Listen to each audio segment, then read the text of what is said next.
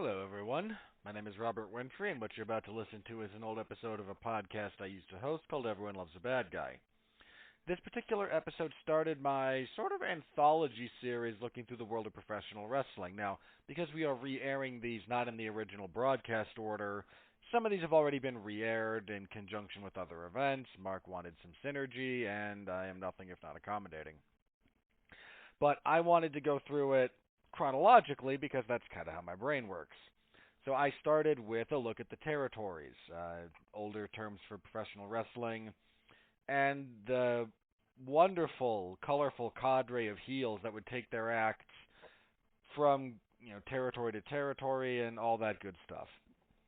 So this is a discussion primarily, but predominantly, entirely between myself and my good friend Pat Mullin. Pat is something of an amateur boxing and professional wrestling historian with a tremendous memory for details, and this was a really good discussion that the two of us had. It went on for a bit, but we also had a lot of, pardon the pun, territory to cover between the WWF, which is what it was back in the day, Mid-South, Championship Wrestling from Florida. We hit a lot of the major ones. The AWA, of course. I'm forgetting a few, but we talked for a while about, again, the different characters, the different gimmicks, the different acts that they went around, where they were successful, where maybe they struggled. We hit the big ones, Ivan Koloff, Superstar Billy Graham, some of the managers like Freddie Blassie, the original, not the original Legion of Doom, but once the Road Warriors got into it, because the original Legion of Doom actually didn't have the Road Warriors, the Fabulous Freebirds, who were just hated. Just so hated they were when they were in WCCW. So we talk about a lot of stuff. There's a lot of territory covered here, so I hope you enjoy the show. With some of the other stuff, again, you may have heard some of the other episodes in this particular series, but this is the one that started it, so this is myself and Pat having a good time talking about old school wrestling heels. If you like the episode, please like, comment, and subscribe. Star rating, written review, whatever is applicable to your podcast platform of choice. The original air date for this episode was July 11th, 2014. So with that all being said, thank you again. Enjoy the show.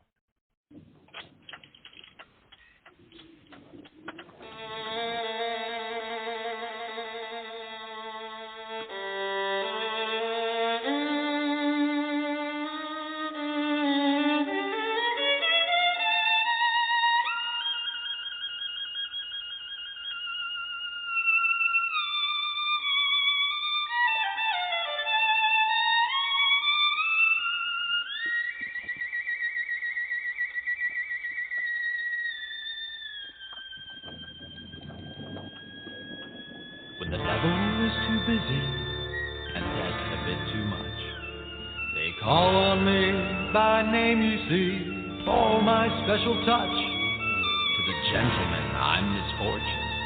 To the ladies, I'm surprise. But call me by any name, anyway, it's all the same.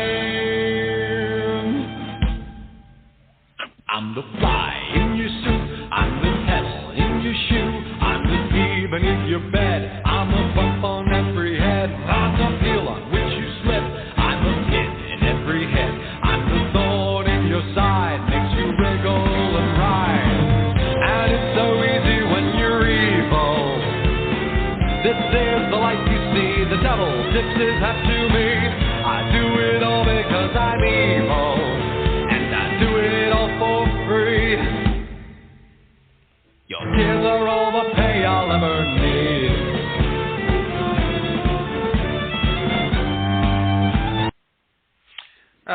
I enjoy that song. I really, really do. I encourage you to find the whole version, because if I don't play the whole version, then legally there's not a whole lot they can do. Not that I'm generating any money off of this anyway, but I'd like to avoid the complications. It's needless. Hi, everybody, and welcome to tonight's episode of Everyone Loves a Bad Guy. Thank you all so very much for tuning in live, coming to us after the fact, however you got here, thank you. I appreciate it, especially if you're listening live, because I had to bump the show back an hour to accommodate my guest, because he wanted to be on, and I kind of wanted to have him on. So thank you for that, for staying up an hour later. On the West Coast and Mountain, it's not a big deal. If you're on the East Coast, I appreciate it. It's on 10 o'clock and whatnot, so thank you very much. I appreciate it. You have a bunch of choices for podcasts. You choose mine. I really can't express how much I appreciate that, so thank you all so very much. All right, I'm your host for this show, and I believe I'm the only host for this show. I've never yet farmed it out. I'm Robert Winfree, your resident authority on evil, and I'm taking Everyone Loves a Bad Guy in another theme. I took a couple of months to do comic book villains. That was fun and dandy, so I'm going to take a couple of months, I imagine, and I'm focusing on the wacky, frustrating, crazy world that is professional wrestling. That's right, everybody. If you're a fan of, God help me, sports entertainment, then I'm going to be talking about all the guys you love to hate. And some that you hate to hate. Just kind of more the point. Different discussion.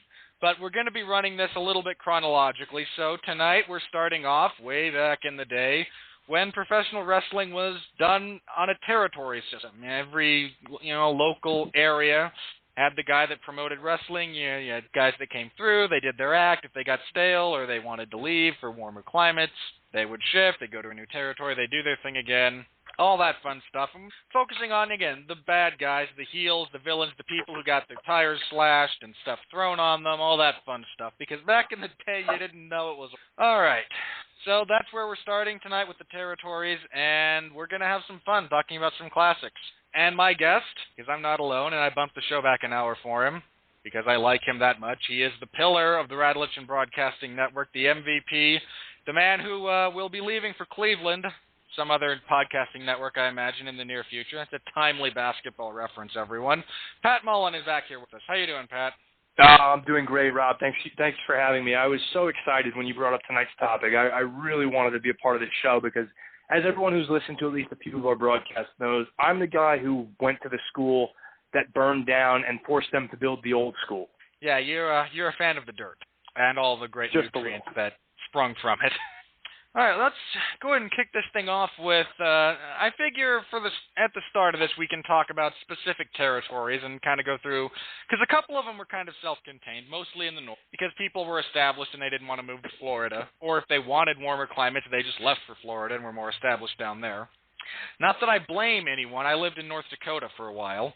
Can't blame you. I really can't. But you're not just an East Coast guy. You're actually, you're from Brooklyn. You don't have the accent, but I know you're from Brooklyn. I imagine too many, years spent in Jersey has rid you of it type of scenario. That and a conscious effort to not sound like Tony Danza. Well, nobody should sound like Tony Danza. Not that Tony Danza doesn't have good qualities, but, the accent's a bit much. But I imagine you kind of grew up on, and you're not old enough to have been a big fan of the Worldwide Wrestling Federation back in the day with Vince Sr. But, you're a fan of that work. You were exposed to that at a young age. So I'm going to bring up probably one of the bigger heels from that era, from that territory, and that was the man who unseated the immortal Bruno Sammartino. What do they call him? The Russian Bear, Ivan Koloff? The Russian Bear, Ivan Koloff. There's always been a xenophobic element to professional wrestling where nationalism rides very high. Really? Yeah, believe it or not. I know. And at the height of at the height of the Cold War, when the Soviet Union was seen as the number one enemy of all things good and wholesome, there emerged a Canadian professional wrestler who took on the moniker of Ivan Koloff, the Russian Bear. And he was about 5'11", 270 pounds of solid muscle, and committed himself so thoroughly to this gimmick that he did nothing but speak Russian in public and constantly bashed the United States as much as he could, proudly wore the hammer and sickle on his ring gear, and just really played to the hilt this Russian character who was so proud of communism and constantly referenced Khrushchev and all the Soviet leaders as superior to the Americans, that this guy, no matter where he was going to go in any part of the United States, was going to be what we call a heat magnet.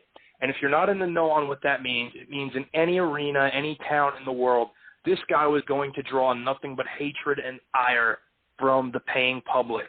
All right, and on the opposite side, you had Bruno Sammartino. Hero to all New York, which was largely Italian at the I guess largely Italian-based at the time.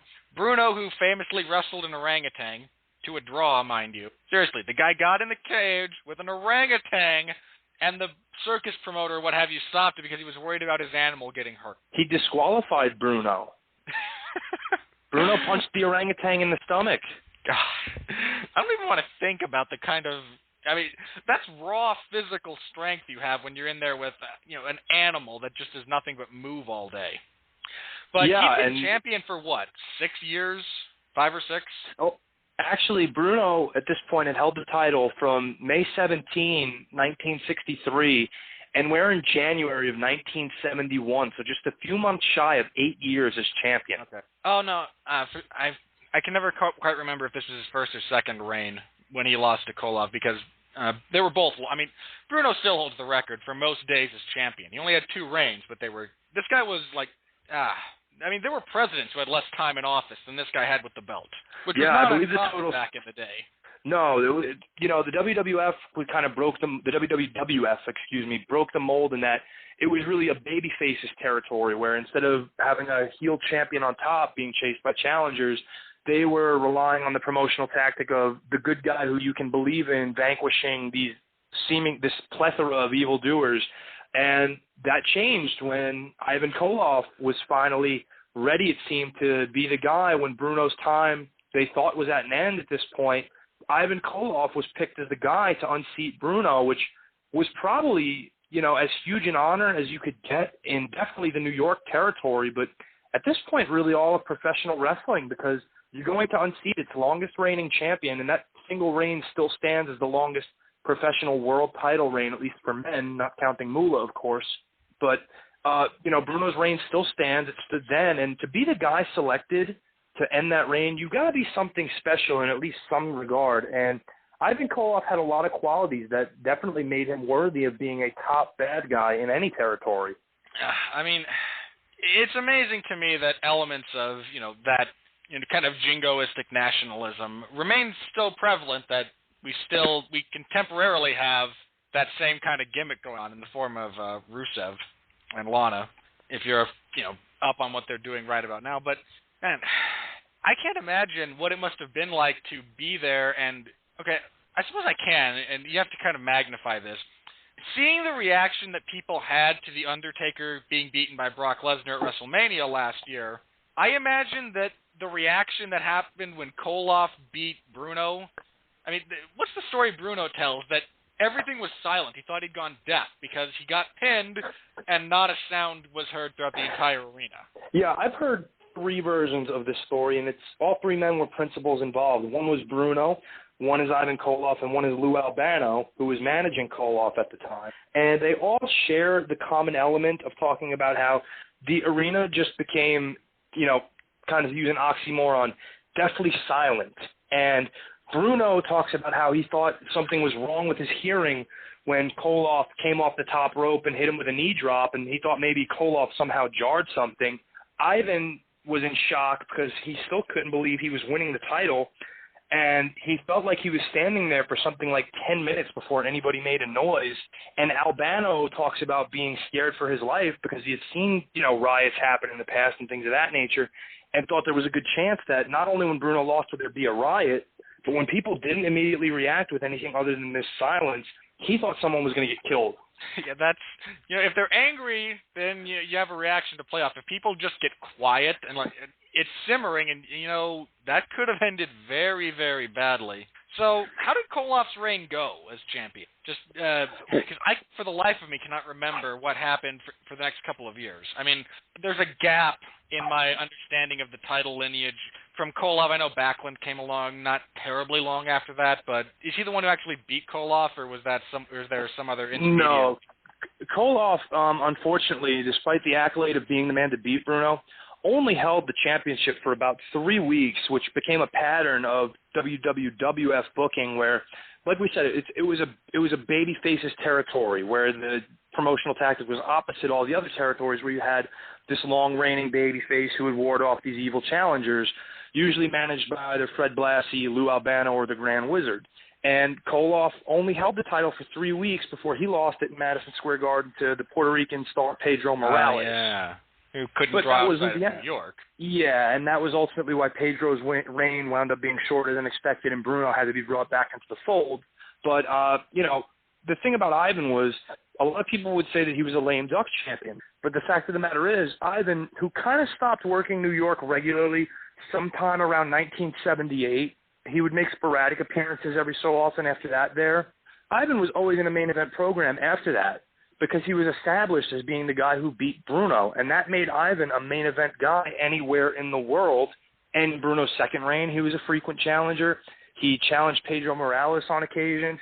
He did wrestle Bob Backlund for the championship, and I believe it was 1982 when they had a series of matches in Madison Square Garden, Philadelphia, and the regular New York territory strongholds. That must have been interesting. I mean, you've just got Howdy Doody Bob Backlund, as he was at the time, and the Russian Bear going at it. That I haven't seen any of those, but that must have been an interesting dynamic. I thought their styles meshed pretty well from an in-ring standpoint, because I think Ivan, one of the things that he never gets credit for, especially in later years when he slimmed down a little bit and dropped some of that muscle mass, Ivan was always a very, very good in-ring performer. You can actually see the 16-millimeter film footage of the night that he beat Bruno for the title. And keep in mind, these are two guys who are about 5'10", 5'11" in height, weigh at least 265, 275 of pretty solid muscle build. These guys were power lifters. They weren't bodybuilders. And the pace they cut in that match is just outstanding. And you don't think guys that size, that body mass type are capable of it, but they are. And so Ivan was always a very good ring general and an incredible performer when in his physical prime. And even so far as into the mid-'80s when he was working other territories and, working against younger talent, Ivan kept with them step for step. He was an incredible performer. I want to bring up another guy who got kind of heavy into the nationalism in a second or two, but since we were talking about Bruno and guys that kind of came out of the WWF, the other guy who kind of ended Bruno's reign, a big heel, especially I imagine in the Northeast, superstar Billy Graham, the Tower of Power, too sweet to be sour. I know I'm butchering his little catchphrase there. What was the title of his, I don't know if it was his autobiography or his collection, but it was 20 years too early? 20 years too soon, the Billy Graham story, yeah. Yeah. Man, but there was Hogan patterned himself after this guy, especially when he was in the WWF. I mean, this was a guy who had all the charisma in the world and was billed as being from somewhere in California. I forget exactly. Paradise Valley, Arizona. Ah, thank you. But just everything West Coast, and here he is, as the champion in, I imagine culturally, just like the complete opposite. I mean, to this day, there's, the cultural overlap between the West Coast and the East Coast is pretty slim. Yeah, without a doubt. This guy was complete counterculture when he came in, wearing, the tie-dye pants and had the long dyed blonde hair and this great tan, and really the first kind of bodybuilder physique that the WWF had seen in such a way with the 22-inch arms that he first referred to as pythons before anyone else did. And oozing charisma with all these sayings, having patterned himself verbally after Muhammad Ali, who he acknowledged as his inspiration. And Superstar is probably amongst the three most imitated professional wrestlers of all time. You mentioned Hulk Hogan really patterning himself after Billy Graham, which is absolutely true. But you can look to Jesse Ventura, you can look to Scott Steiner, to Triple H. Scott Steiner was a pretty much carbon copy. Yeah, to Triple H, or even Ric Flair has acknowledged how much, and Dusty Rhodes has acknowledged how much they borrowed liberally from Superstar. And when you have that kind of impact, it says a lot about what kind of a performer you are. And Billy, he was hated because he took Bruno's belt, and so immediately that establishes you as a target. Didn't he? He won that cheating by to do it. On the Yes, he did, in the Baltimore Civic Center in Baltimore, Maryland, on April 30th, 1977. Feet up on the ropes and pinning Bruno in the corner and breaking the hearts of fans everywhere because it was Bruno's last title reign. And Billy broke the mold in a lot of ways, but one of the big ways he broke it was that he was the first heel to win the WWF championship and not be a transitional champion. He reigned for about 10 months as WWF champion, and that was the first time they'd really let a heel take the lead and be the guy who was the face of the company. And that says a lot about Graham's ability to draw money. It says a lot about the confidence that the office had in him. And you can try to knock his in-ring ability. He wasn't exactly a mat wizard, but he had a very physical bumping style, which is something Ric Flair talked about, patterning himself after, very much in the vein of a Ray Stevens. And Billy knew how to manipulate the audience, and that's one of the key aspects of being a great performer. You don't have to know 1,000 moves if every one of your 6 moves gets over with people. And Billy knew how to do that, and Billy knew how to make his opponents look great by bumping around the ring for them like a Mexican jumping bean. And you combine that with his physical presence and the total package, it's no wonder that eventually this guy started getting cheered more than his opposition. It's an inevitable thing most of the time, especially in the world of professional wrestling. If you're good enough at being bad, people start liking. And even pairing him with the aforementioned Ivan Koloff as a regular tag team duo didn't diminish the popularity that Billy wound up eventually having with the audience, because he was the first heel in the WWF who could talk this big game, but at the end of the night still wound up walking away with the title, which they weren't used to. And that kind of gives people the mindset of, this guy keeps talking, but he keeps backing it up. And, that's something I can get behind. Yeah, he was, I've seen some of the stuff that he did. His promos were just, again, like you mentioned, they were shorter most of the time, and he, again, borrowed liberally from Muhammad Ali, which most people did. Any great heel, but I think, in turn about being fair, Ali. Yeah, in turn about being fair play, Ali has acknowledged that he borrowed heavily from 2 professional wrestlers named Gorgeous George and Classy Freddie Blassie.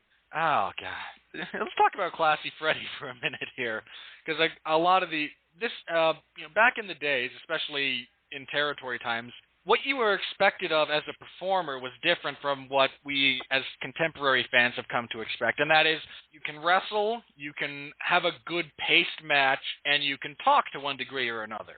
You got to have a little bit of everything, and, some guys err to one side or the other, but you had guys who, nowadays, to one degree or another, have all 3 of these, kind of components. Back then, that wasn't the case. And if you couldn't talk, then that's what you had a manager for. That was the primary function, was, okay, this guy looks great, or he's a big guy, or he can go in the ring, but, God, he can't string 2 words together. So now we have managers who can take up that slack. And Classy Freddie, he was the original, when Hulk Hogan first started making the rounds, I think it was in the AWA, they paired him with Freddie because Hogan couldn't talk. Yeah, that was actually in the WWF stint, his first stint of Hogan, when he was paired with Freddie Blassie.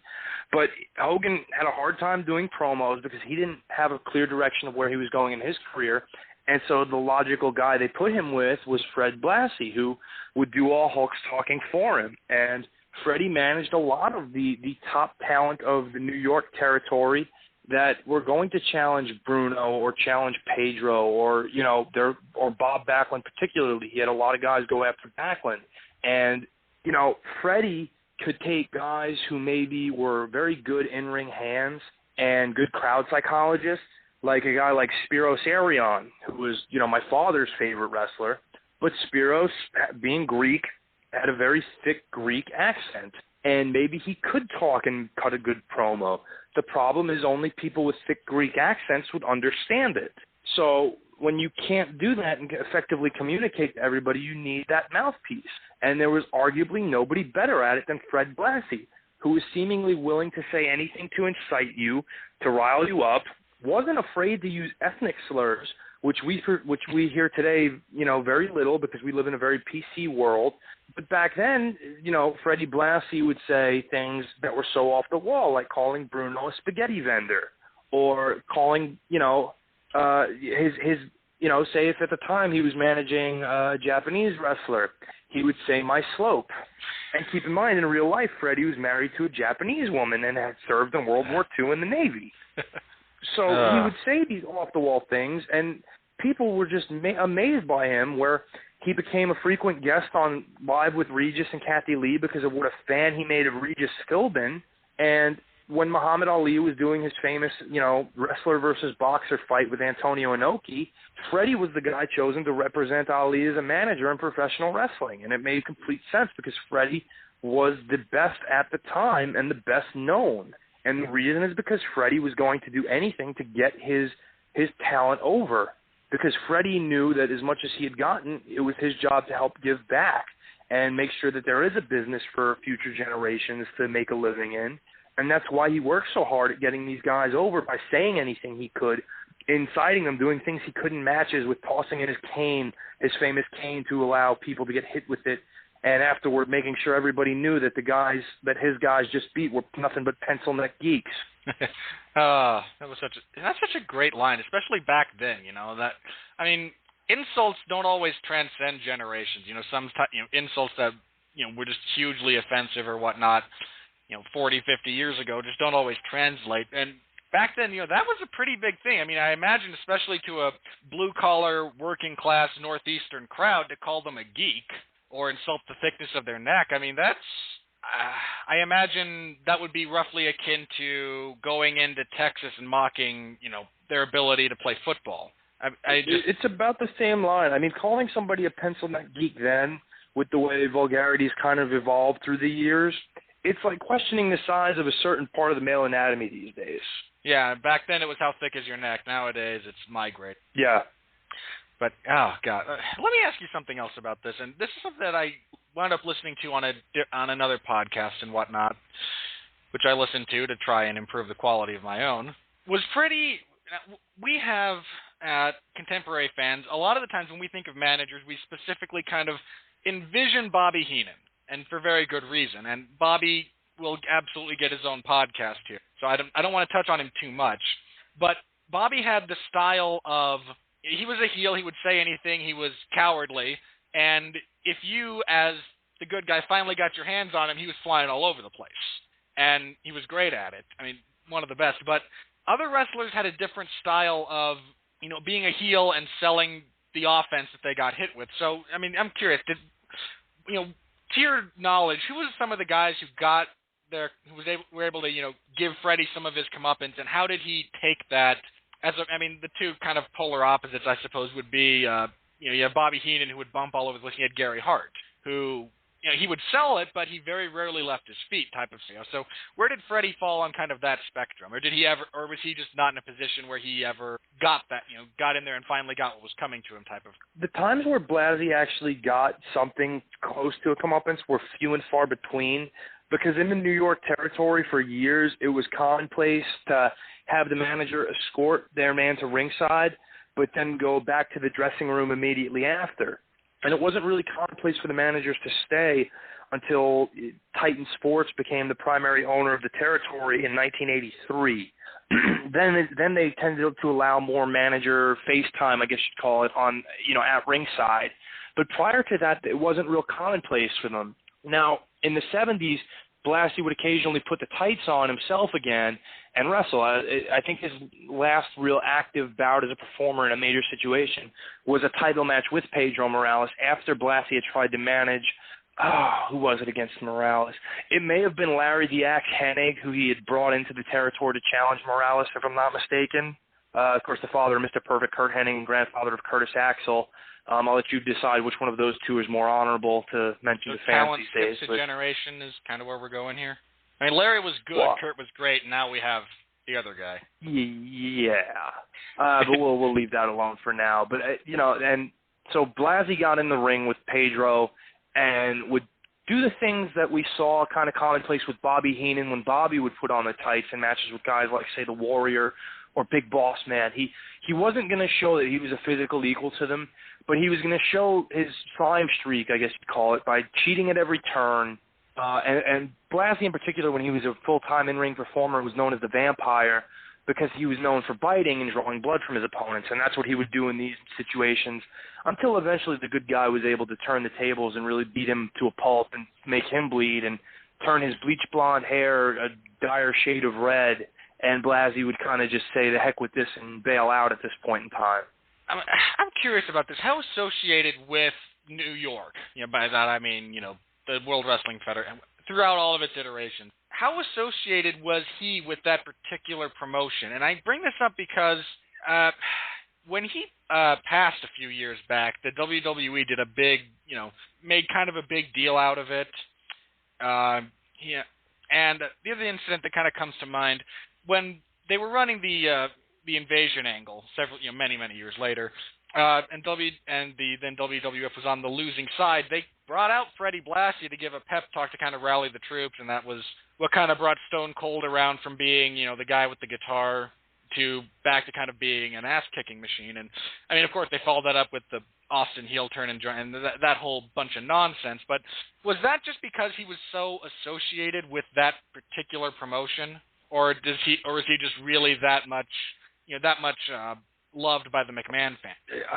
He was very much a visible face for a period of time through the 70s and to about the mid-80s, right when the boom started for professional wrestling, but really only as a manager. His in-ring career was largely spent in the California circuit of wrestling and some trips into the Southeast every so often, once in a while a trip to Madison Square Garden, but really it was as a manager. But Freddie was so well loved by Vince Jr. that when Vince Jr. took over the company, Freddie was going to be one of those guys who had a spot for life with them, and that's more due to his personal relationship with not only Vince, but eventually Linda, and he would dress up for the McMahon children as Santa Claus every year for Christmas, and they had a very close bond, and because of that, Freddie's always been seen as one of the cornerstones of, the WWF because of how close he was with Vince Jr. Okay. I was just curious about that. I mean, this is an oddity.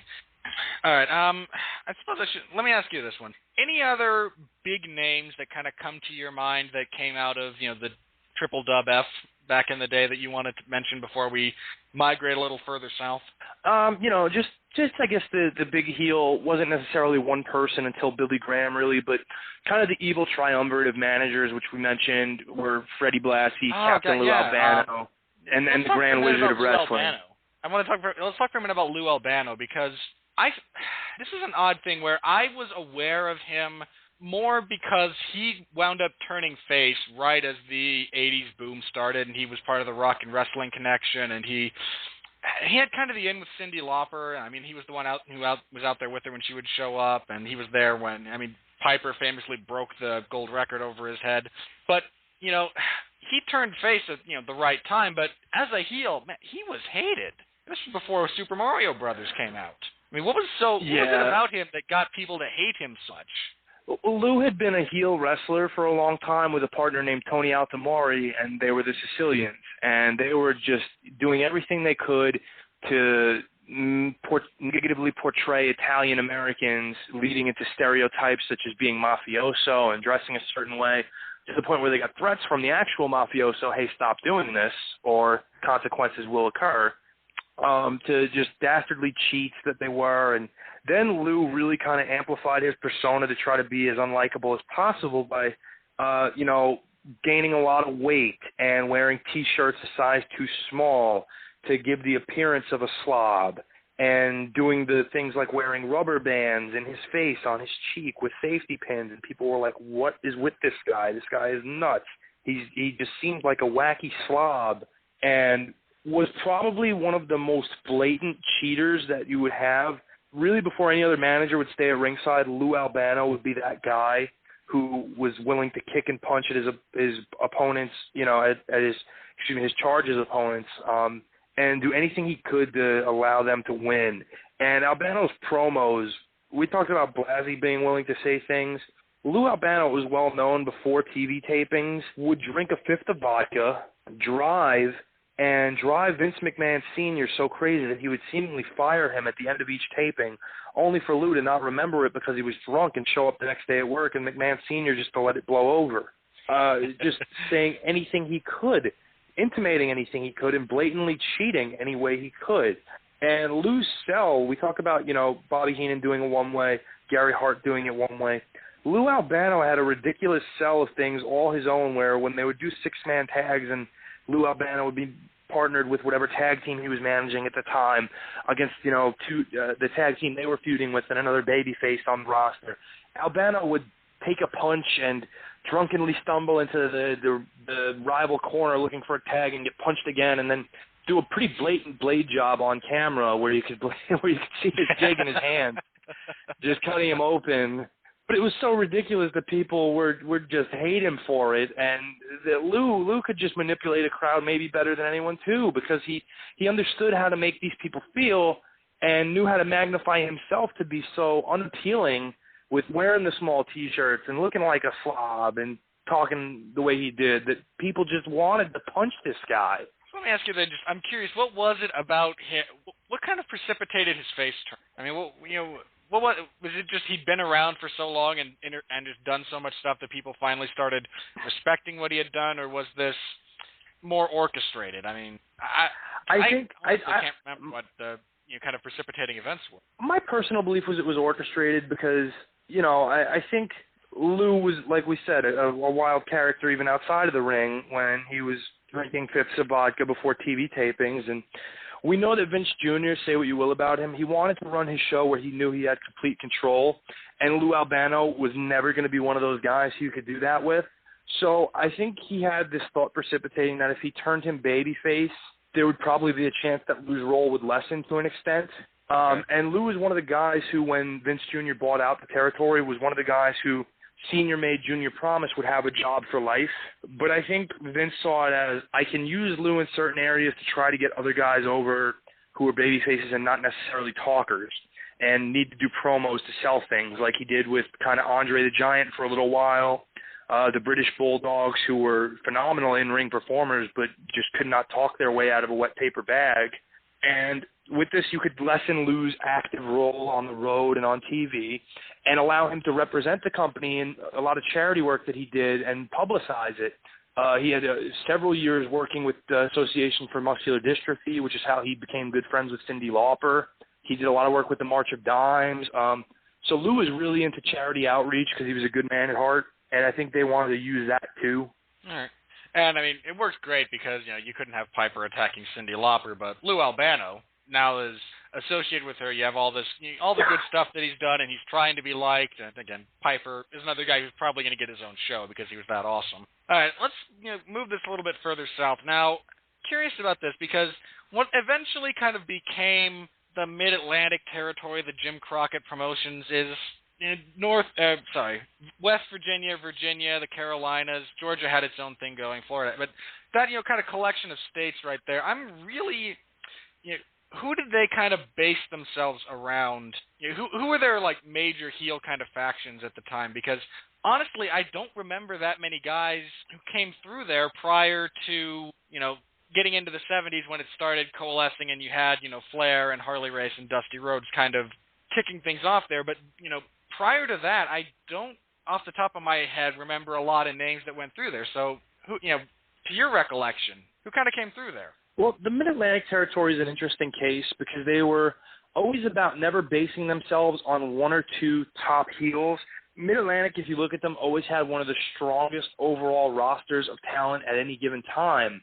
And a lot of that was due to them bringing in great talent from elsewhere that had already been established and allowing them to just kind of run with things in Mid-Atlantic while it was being booked by a very intelligent guy named George Scott. And so some of the guys who came through the Mid-Atlantic territory and were very, prominent heels there were obviously, you mentioned Ric Flair, you mentioned Harley Race, but other guys who were very much in that same vein were Greg the Hammer Valentine, his father, Johnny Valentine, who was a very big heel there for years, Blackjack Mulligan, who, of course, at one time was part of the tag team, the Blackjacks, with Jack Lanza, but had ventured out into a singles career in that territory. A very young version of Big John Studd, who was really first gaining prominence there. And another guy by the name of Ken Patera had a very big run there as a heel in Mid-Atlantic. Huh, I never saw Ken as a heel. What was that like? Really? Have you only seen his late WWF run? Essentially, yeah. I mean, I was aware of him. I wasn't a huge fan of the business in general at the time, so I'm aware of him, and I'm very familiar with his, legitimate sporting credentials, but I wasn't as aware of, all the things he'd done once he got into wrestling. So what was he like as a heel? Patera was a very good heel because in real life he was kind of a jerk, and he got to play that up to a hilt. Yeah, and if you've only seen the late 80s kind of flabby, out-of-touch looking Ken Patera, who always missed a shoulder charge into the corner right before he was going to do a job to whatever heel he was working with, the heel Ken Patera was an excellent performer. He was in great in-ring shape. He had decreased a lot of muscle mass from his strongman competing days and power and Olympic lifting days. Yeah, he was in the Olympics doing powerlifting. I mean, this was, Mark Henry before there was Mark Henry type thing. Yeah, he was an Olympic lifter and held several world records prior to it, such as the world record for the clean and jerk, which they actually removed from Olympic competition, and it was Patera's best lift. So that was really disappointing to his Olympic bid. And the story Vern Gagne always tells us that Patera probably would have won all golds in every category he competed if he wasn't out till 3 a.m. every night chasing German girls. Well, which, that doesn't help. knowing Patera's history is probably not untrue. But Ken was a great performer because he was such a real-life jerk that was magnified through the screen. And when you add to that the fact that this guy would boast about being so strong that you couldn't do anything about it, and knowing it was true, but hoping there was somebody out there to try to come up against him, it made things really interesting. And eventually he had a feud there with Tony Atlas, and they would kind of trade feats of strength back and forth, with Tony matching him at every turn, and it was well booked. I'll probably wind up looking up some of that stuff because, again, I wasn't familiar with his work as a heel. But all right, a little further south from Mid-Atlantic, you got into Georgia Championship Wrestling. Now, Georgia Championship Wrestling had the original iteration of the Legion of Doom, which was not necessarily the Road Warriors, who are a different thing. But I think you did have the Road Warriors in there, but like the original group was what? I know Jake Roberts and King Kong Bundy were in it. Then I think there was Paul Ellering, of course, was the manager, and the Spoiler. Spoiler, that was it. Thank you. I knew the guy wore a mask. Yeah, Don Jardine, the Spoiler. Great performer in his own right. One of the most underrated performers, I feel, of all time. The guy who's probably most famous, unfortunately, just for teaching The Undertaker how to walk the ropes as a big man, but really was a lot more than that guy.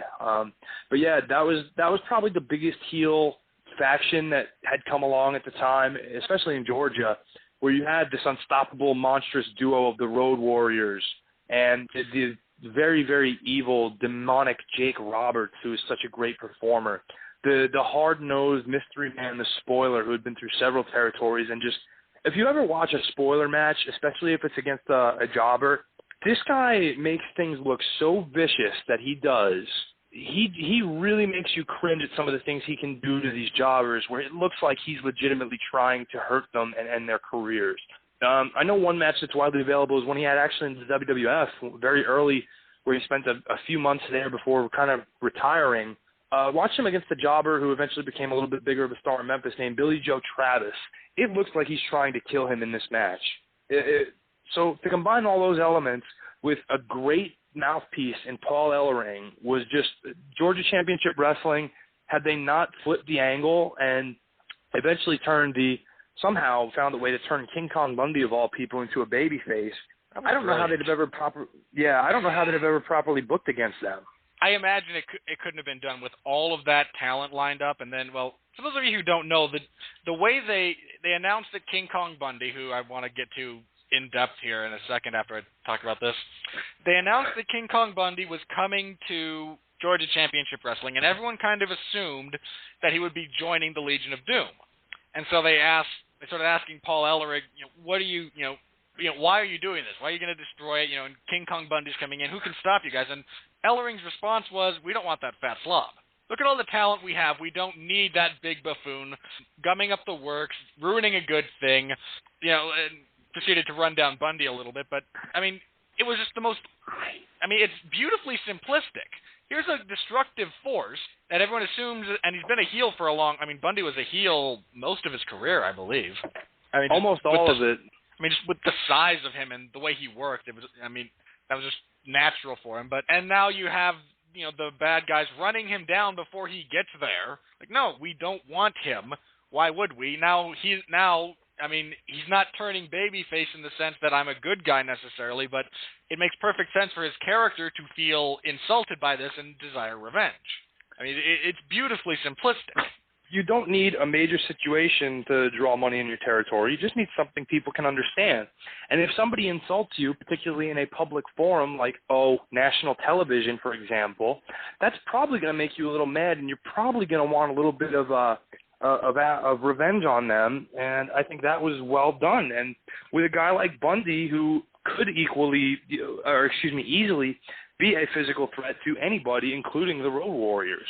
Let's talk a little bit about them just before we move on to Bundy as a whole.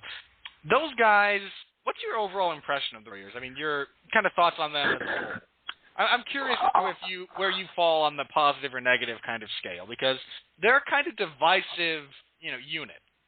I think the fact that Hawk and Animal came in and drew money and, made themselves big stars and were very popular for a long time says a lot about them that people don't always tend to give credit for.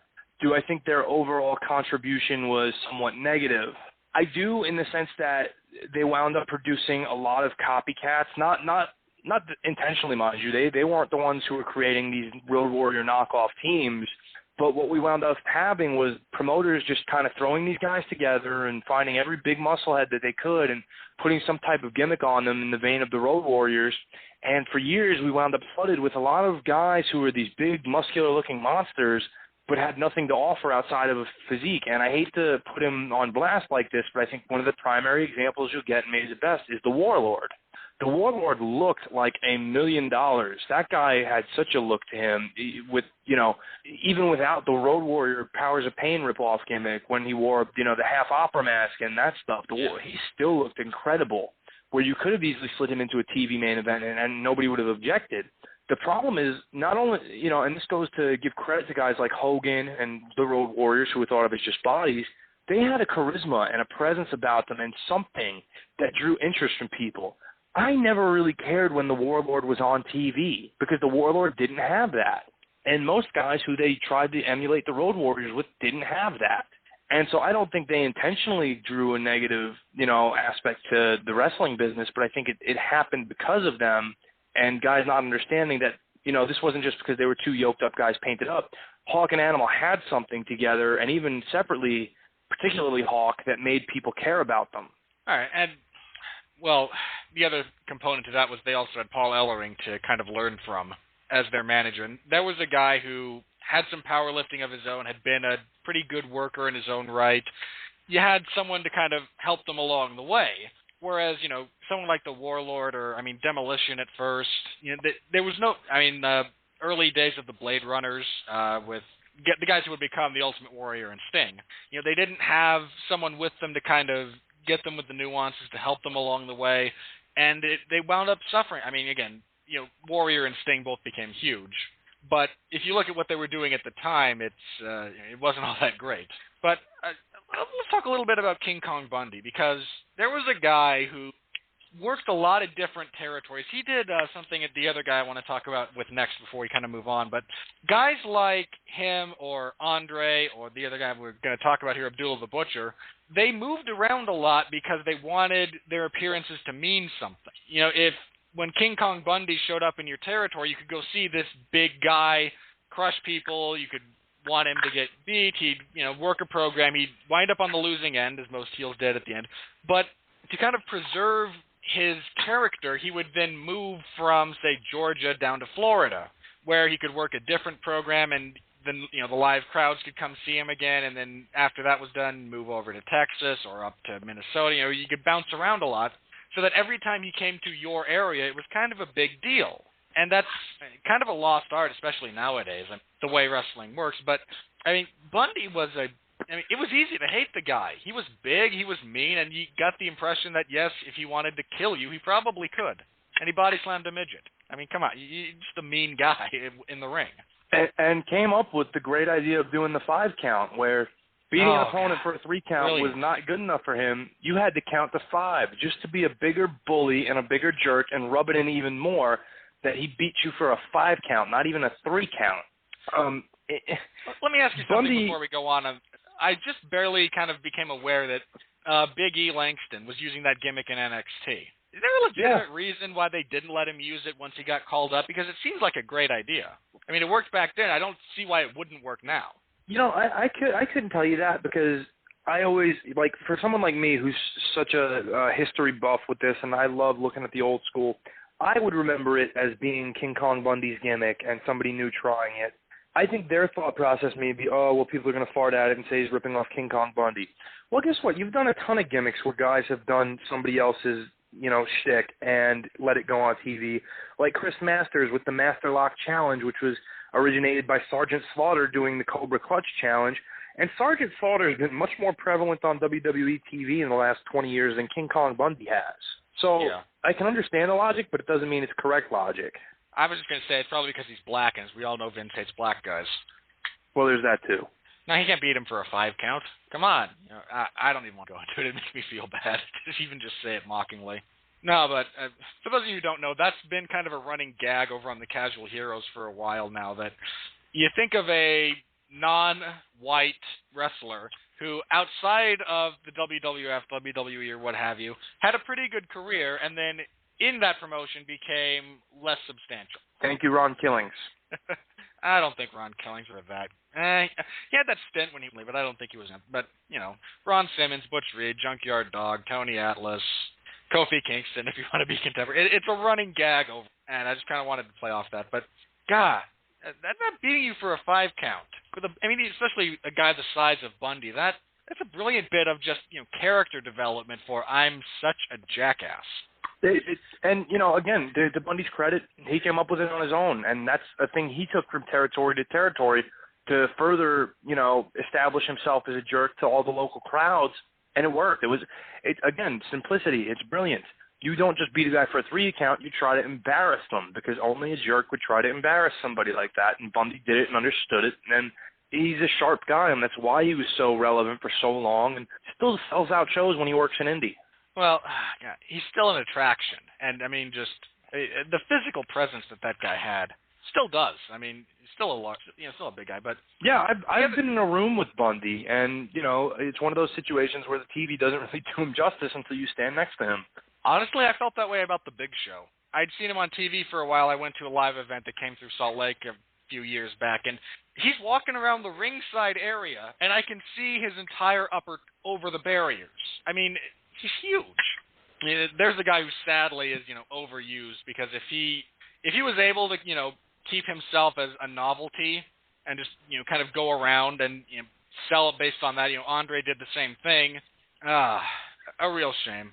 But the other guy who did that a lot, and probably because his shtick was so limited by and large, but Abdullah the Butcher.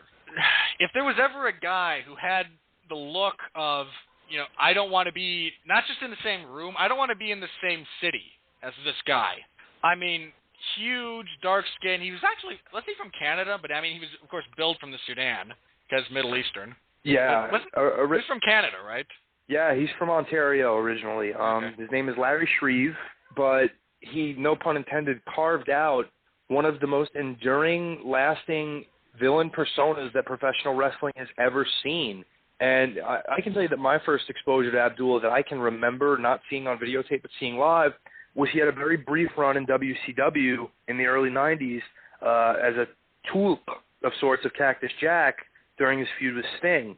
And Cactus Jack in a series of gift boxes that he was giving Sting. Oh, yeah. I remember that. If you remember, this story made Sting look like an idiot, because every time he opened one of these gift boxes, he would get attacked by someone or something, and yet he kept opening the boxes. And has anyone ever looked as dumb as Sting over such a long period of time and still come out as a great babyface? It's tough to say, but it says a lot about Sting. I mean, I tell you what, no, I'm going to trust you, Rick. But if you turn on me, I'm going to leave you for dead. Oh, he turned. All right, Rick, I'm going to trust you again because this is a big deal. We have to, you know, greater cause. Oh, God, he turned on me again. There's a gift box for you. Oh, it's Cactus Jack. Oh, I've got a gift for you, Stinger. And, okay. Oh, no, it's a horrible thing. I got another one. It's Abdullah the Butcher. Really, this time it's not horrible. Oh, it's Abdullah the Butcher. Yeah, but that was my first exposure I want to tell you. It's in Oklahoma. The irony being that Steve Gordon apparently has a really good mind for real estate and has done pretty well for himself outside of the wrestling business. Yeah, but the Sting separating from Steve Gordon, not so much. But no, but that was my first exposure to Abdullah. It was his short run then, where he was brought in by Cactus Jack and then eventually wound up feuding with Cactus Jack before, you know, disappearing. That must have been horrible kind of. I mean, all things considered. You know, not that it wouldn't be, but just on the whole, at that period of time, that must have been, I mean, just like kind of the definition of crash TV from, you know, again, for the time period. Yeah, kind of. But that was my first exposure to Abdullah, and I can say that the first heel who ever gave me nightmares was Abdullah, because this guy was just portrayed as a mindless savage with nothing but violent intent, where you thought he wasn't out to win a match. He was out to maim somebody for no other reason than his own enjoyment. And then, of course, you wind up years later seeing tapes and the magazine articles and everything about Abdullah. And this was a guy who just was chaos. This 400-pound man with the karate pants on and the hooked boots, one of the first guys to wear those, pointed tip curled boots at the end. Always seemingly courtesy of the Iron Sheik. Courtesy of the Iron Sheik, who we won't talk about on this podcast, but we'll probably talk on a later one. Definitely. Not a great repertoire of wrestling moves at his disposal. His finish was a big elbow drop with the 400-pound frame crashing on you. But his most famous move was taking a fork out of his pants and jamming it into his opponent's face. And that was kind of Abdullah's go-to for years. And Abdullah was it shows you what no pun intended, sharp businessman he was, because Abdullah was smart enough to know that my style is one that's pretty limited. It's a one-trick kind of deal. So what I'm going to do is I'm going to do this program in this territory. Let's say Georgia. He came in to ambush Tommy Rich, and he was brought in by, Ole Anderson to do it. And it would run for 6 months or so.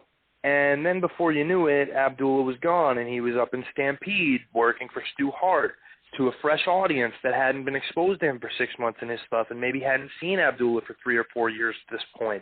And then from there he'd go down to Texas and work for Fritz von Erich, so on. And then the only territory Abdullah Brody could do some just ungodly things to each other. Yeah, and the only territory Abdullah really stayed in for any period of time was the Puerto Rican World Wrestling Council by Carlos Colon, whose feud with Abdullah lasted, over a decade, where they did nothing but carve each other to bits. And Abdullah was smart enough by those two guys. I mean, you could have saved at least 30 guys. Yeah, you're talking about a two-man blood drive. But Abdullah was smart enough to know that his shtick was one that was going to burn itself out soon, and that if he got overexposed, his drawing ability was going to be limited. So he knew that and decided to be the nomad of all wrestling and move to as many territories as he could, spread himself out, make his money, and then leave and go somewhere far away where he wasn't going to potentially be playing to the same audience or having word spread quickly. And that was what was so good about the magazines for these guys, is that you saw pictures of what they were doing, but they could only describe what was going on. And the writers of these magazines, guys like Bill Apter and Stu Sachs, were friends of the wrestling industry and wanted to keep it going. So they would write seemingly these impossible things that went on and made you want to see Abdullah when he came to your town based on what savagery he could bring. And one of the other elements of Abdullah that was so smart, if you've ever heard his real speaking voice, he has a very high-pitched, soft voice. It's the oddest thing in the world. Yeah. A guy named Abdullah the Butcher who talks like a female sixth-grade music teacher is not going to get a lot of, play. So rather than that, he was smart enough to know that I'm just going to make crazy eyes at people and look like a nut, and I'm going to find a manager in every territory to speak for me. So in Texas, you had Gary Hart often as his manager. In the Mid-Atlantic territory, he was managed at different points by guys like Sir Oliver Humperdinck. And, he would go to another territory and be managed by Bearcat Wright or George Crybaby Cannon, and had all these different handlers all over the place. And it was a smart thing because that even made Abdullah look like more of a mercenary, that this manager was the one bringing him in to take care of, like I said, Tommy Rich or Paul Jones or Carlos Colon, et cetera, et cetera.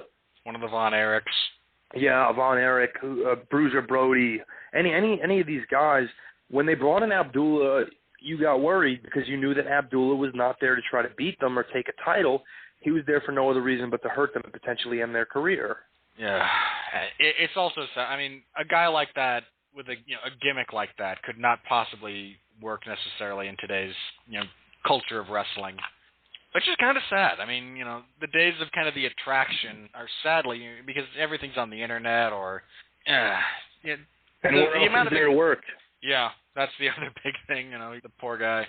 You got one place to really work. You brought up, we mentioned Gary Hart a couple of times, and kind of bouncing back to managers, specifically in a world class WCCW, which was the territory run by Fritz von Erich.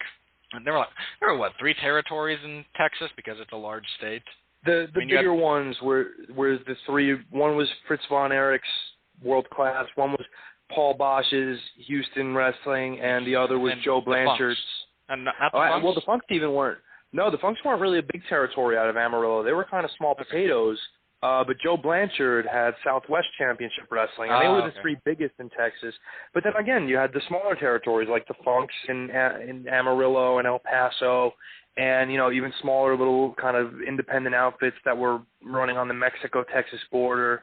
Okay, but I wanted to bring up Gary Hart because this is a guy whose managing style, the first few times I saw it, was just so different from everything I had seen as a fan that it took me a while to understand kind of the greatness of his ability to get you to hate him. Because he didn't do, again, most of my exposure was stuff like Bobby Heenan, who was the cowardly man. He'd talk a big game, then you made a move at him, and he'd duck behind the physically imposing guy he was managing. And that type of scenario. And Gary Hart was not at all in that cowardly kind of, forget the phrase, he's not a chicken shit. He was a guy who, he would sell. It wasn't like he wouldn't do it, but he very rarely left his feet. He had his own, persona that went along with his legitimate personality. I mean, he came up kind of the hard way on the streets of Chicago. He carried a razor blade with him just in case he needed it, and he did on a couple of occasions, if memory serves.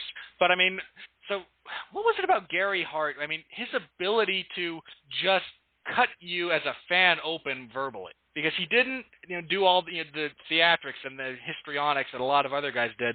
He would just say things that made you wish death upon. Yeah, Gary had actually started with the goal of being an in-ring talent, and kind of like Paul Ellering, he had a decent future ahead of him, were it not for a career-ending injury. But Gary was one of those guys who was so valuable as a talker that they knew converting him to a manager would not only be fortuitous for him, but for any territory that was able to maintain him. And then, of course, later on they found that he could be a great booking mind, too, and benefited from that. But Gary, I think himself said at a time when managers could be very over-the-top and comical, he kind of had that Jake Roberts mentality where when guys are yelling and screaming in promos, he didn't want to do that. He wanted to be very stern and serious, but believable. I think his quote was something like, "In a world of Sylvester Stallones, I wanted to be Clint Eastwood or Gary Cooper," where instead of being over the top and, larger than life in these things and very animated, he wanted to be the guy who could put that threat and fear into you and that develop that anger in you and draw your emotion, but did it in a much more real, subdued manner. And I think that's what made Gary come off as an even bigger prick, is that it didn't seem like a show with Gary Hart when he was insulting somebody. He meant it, and he meant it when he insulted the people in the town, the people he was talking to on the local tapes promo to air in that particular television market. Gary was smart, and he knew how to do that, and he helped a number of guys themselves develop promo styles because of it. Well, the other guy I want to bring up, kind of from that, let's go ahead and touch on another big one from Texas and from Mid-South, which was Mississippi, Alabama, Louisiana, if memory serves, was that kind of area. But the trio of the fabulous Freebirds, Michael Hayes, Terry Gordy, and was it Buddy Roberts? I think was the last Buddy guy. Roberts. Buddy Roberts. Buddy Jack. I can never remember if it's Roberts or Rogers. That's one of those names that there are a few sets of names that I personally tend to transpose all the time, and those two are one of them. But that was a trio of guys that, all that's holy. Michael Hayes could go anywhere and get everyone in a room to hate him in a matter of moments. Just my word.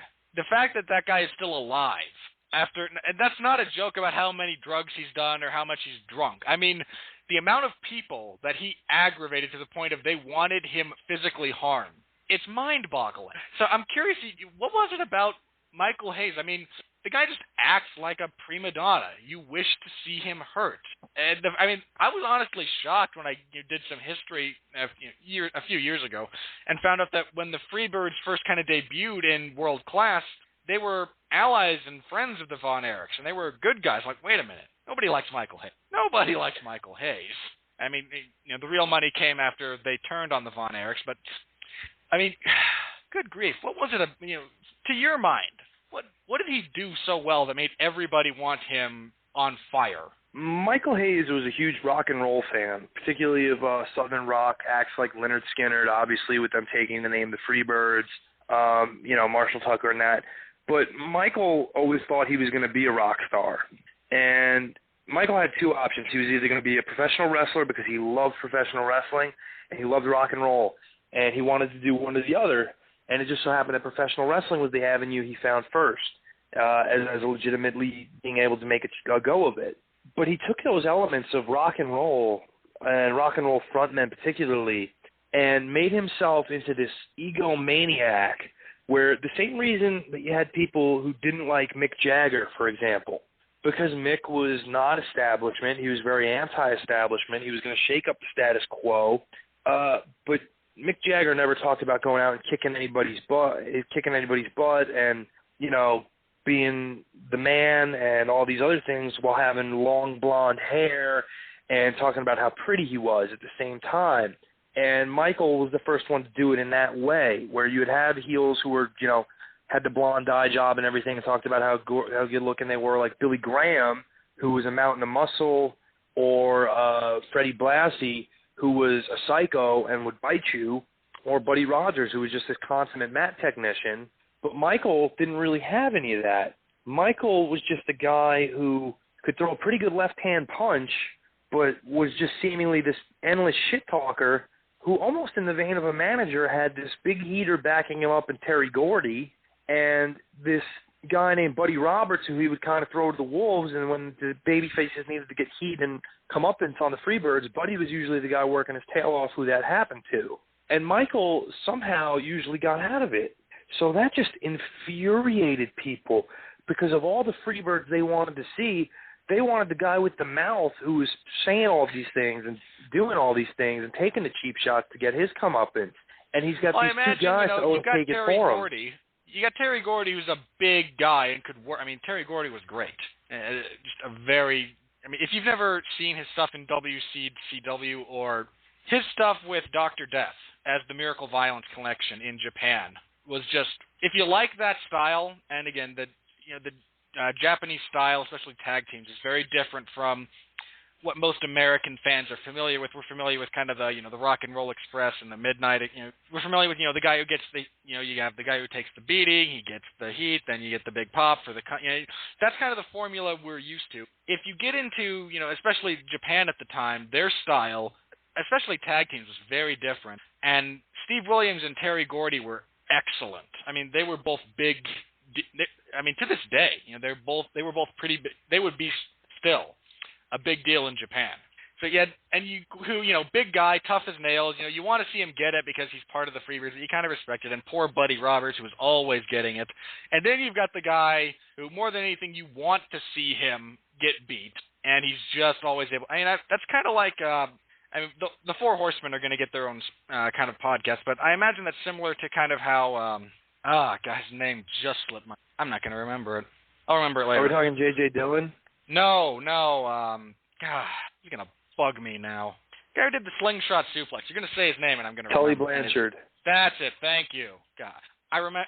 But, I mean, again, he was the guy, I mean, when the Horsemen were kind of getting cool, he was the guy everyone hated and wanted to really get his comeuppance. But, I mean, the presentation of the Freebirds, and not just in World Class, I mean, in Mid-South, they were the ones who blinded Junkyard Dog, who was the biggest baby face imaginable. That angle got some heat to the point where, the big part of the angle, too, was that they had made it known that the Junkyard Dog's wife was ready to have their first baby girl, and they blinded the dog at this time, so the dog was not going to get to see the birth of his daughter. And the Junkyard Dog was just the most beloved baby face in that territory, to the point where they had a local sports poll of who was the most popular athlete in Louisiana.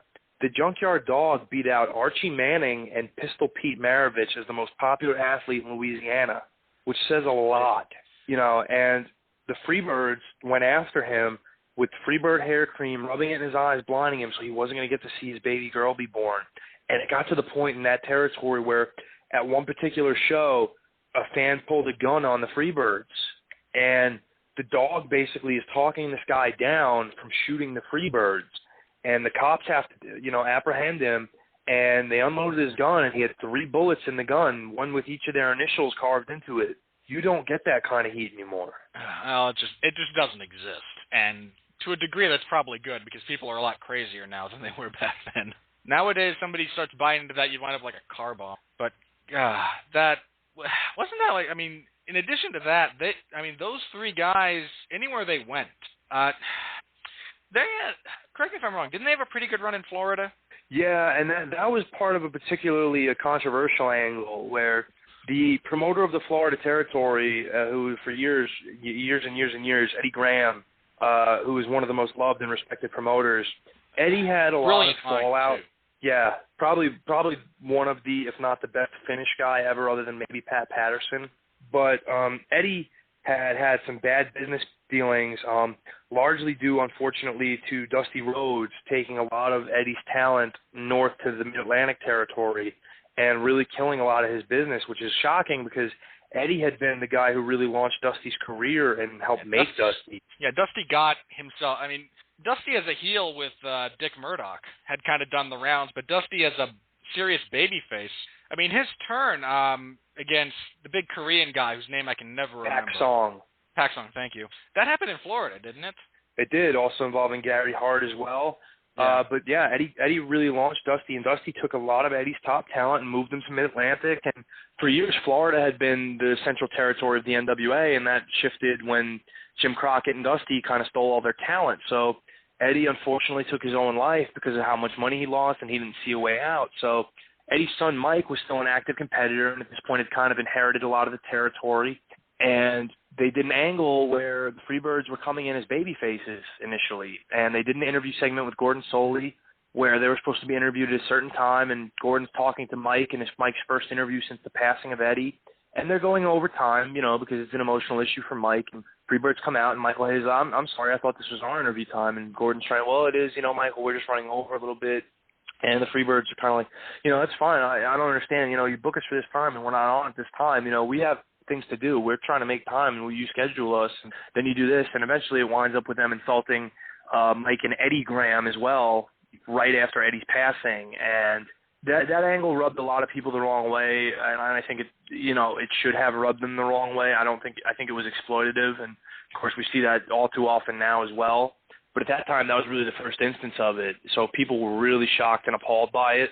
But the Freebirds were always willing to push that line, and that's part of why they drew such heat for such a long time. And, I remember another thing with Michael where they were in World Class, and he was doing kind of a split-screen face-to-face interview with Fritz von Erich, and this is shortly after Mike von Erich had nearly died, and then I believe it was actually after Mike's passing with his suicide, and they're cutting this promo on the air, and Michael is talking about, Fritz, you're mad at me. You blame me for what happened to your kids.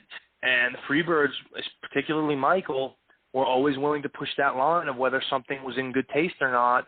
And because they were unafraid of, the consequences, they wound up getting a lot of heat and, prolonging their run on top. Yeah, I mean, sometimes that works, sometimes it doesn't. Really sad, especially with the Von Erich family. If you want to, anyone out there who's interested in learning more about that, I actually enjoy and feel free to disagree with me, Pat, but the WWE produced a DVD set, and it streams on Netflix now at the moment, I believe, The Triumph and Tragedy of World Class Championship Wrestling, that deals with that whole territory, Fritz, the rest of the family, and whatnot. And so if you want to know more about, if what we're saying is interesting, I'd encourage you to kind of check that out. I enjoyed that. So I did like it too. I would recommend pairing it with the independently produced Heroes of World Class documentary as well. I think they work as good companion pieces together. Yeah, I mean, if you need tandems, one of my favorites is WWE's Rise and Fall of ECW, and actually another documentary done by, I think, Jeremy Borash. I know he hosted it. Yes. It's called Forever Hardcore, and they work very well together. Because very similar setup. Different talent for each interview, so you get different stories, and some stuff is discussed more in depth in places than others. I mean, the only place you see the famous crucifying of the Sandman comes from the WWE because they own the footage, whereas Forever Hardcore goes more into what's referred to as the mass transit incident type of thing. But do me a favor. The Freebirds in WWF, because they had a run there, if memory serves. They were brought in at some point. How did that go over there? I mean, I know that things had changed within the group a little bit and whatnot, but when they went up north, to use the wrestling parlance there, What did they do when they were up there? I can't remember. As sad as it is, I can't remember anything they did. Nobody really does, and that's because they were only there for a very brief amount of time. They were actually brought in as baby faces because it was starting off the rock and wrestling boom, and Vince Jr. thought it would be a great idea if he brought these guys in, and he thought they would be over as baby faces. So they actually paired them with David Wolf, who was Cyndi Lauper's real-life manager and then significant other. But David had become very known to the WWF crowd as the manager of Cyndi Lauper and then technically of Wendy Richter. And so they thought by pairing these guys with David Wolf, it would really enhance the gimmick too. And in fairness, it kind of did. But the Freebirds only had, I believe, one televised WWF match. It was a six-man match against, I'm trying to remember who their opponents were. I think it was like Rene Goulet, Ron Shaw, and maybe one other job guy, maybe Iron Mike Sharp or someone. And that was their only real televised match because the plan was they were going to break up the Freebirds and have Michael Hayes on his own, I believe, and Terry and Buddy teaming up in a different way. And Michael... Yeah. If you're a faction, don't go to that promotion. It never ends well. I don't think anyone over there knows how to properly utilize the faction element. Yeah, and I think they thought the star potential for Michael was very high, and they wanted to split him off and kind of capitalize on that. And Michael, Buddy, and Terry all were like, no, this isn't it. No, we're going, we're out, we're gone. And so they left and packed their bags and went back to Texas. Actually, I believe they made the pit stop in Florida, then went back to Texas, if memory serves. All right. Well, from, the plains of Texas and the muggy deep south, I don't think you get further away, necessarily, climate-wise at least, than going up to the American Wrestling Association, Vern Gagne's promotion. Good. What was it about that group of guys? And here's why I bring this up. I mentioned before, a lot of guys in other territories would bounce around a lot. Abdullah was all over the place. The Freebirds moved around. They moved around. You were someplace for a while. If you were getting stale or you didn't like the pay or your time on top, et cetera, you moved on. The guys in Minnesota, in the AWA, didn't. It was a core group of guys there who didn't move around a whole lot. I don't recall Nick Bockwinkel being a whole lot of other places. Maybe he was when he was getting seasoning and whatnot, but once he was a little bit older, towards 40, and he was ready to be, the man for a promotion, he just kind of parked himself in that area and said, no, I'm good here. I like the ice fishing. I don't know. Yeah, Slick Nick. Kind of became really the more synonymous with the AWA to some people than even Vern. Which is saying something. Vern was a great talent. And had a pretty good mind, sadly. It's plenty of people have talked about how he got, stuck in the past, and there was a little, there might have been some other, mental issues going on there at the time, but, he was a pretty good, and Nick, man, he was so, I watched Nick Bockwinkel, and he looks, and if you watch some guys in the ring, they don't look, they kind of clunk from move to move, and it doesn't flow. Nick Bockwinkel, there's a few guys I think of who really have this great flow to what they do in the ring.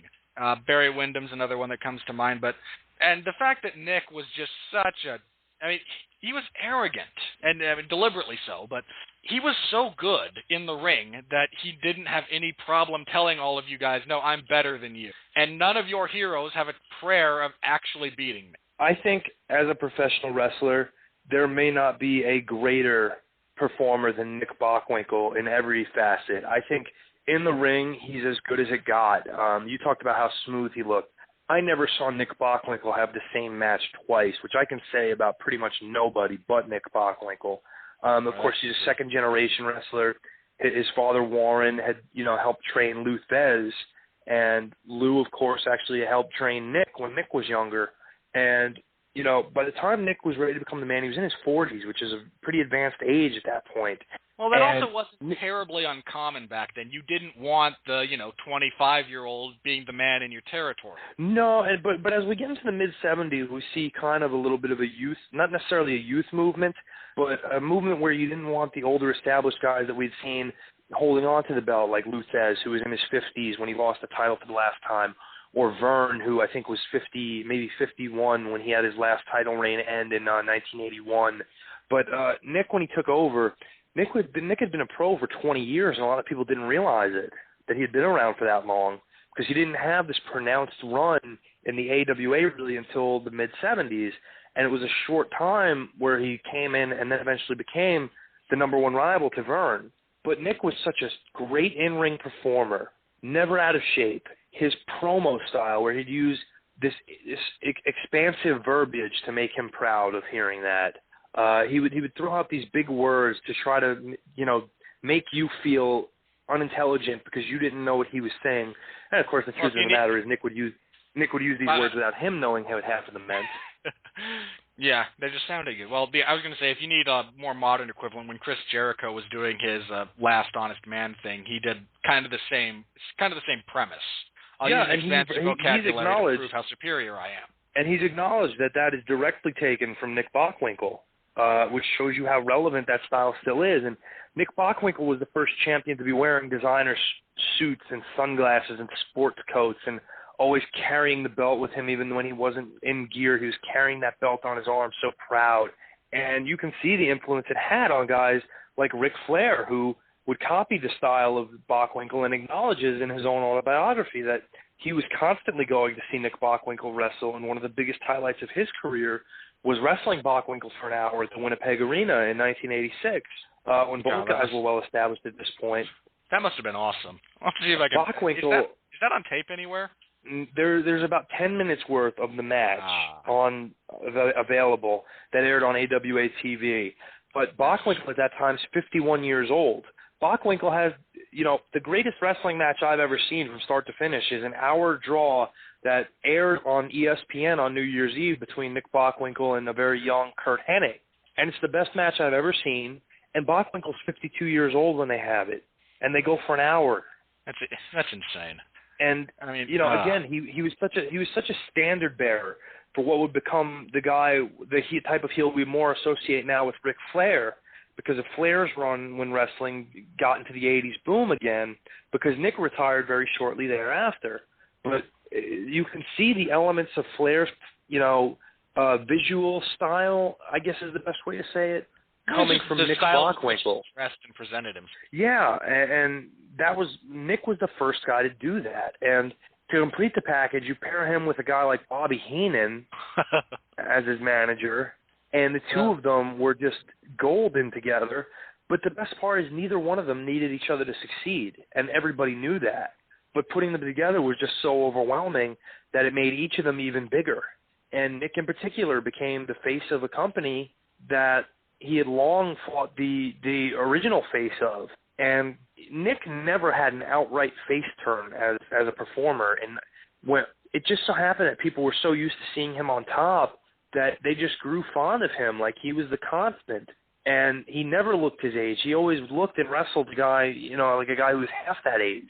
And that was part of what appealed to him, appealed to people from him eventually, that turned them onto his side and kind of forced a babyface turn and acknowledgement from the audience, where Nick is even cutting promos where he says, the audience has turned into a smart bunch.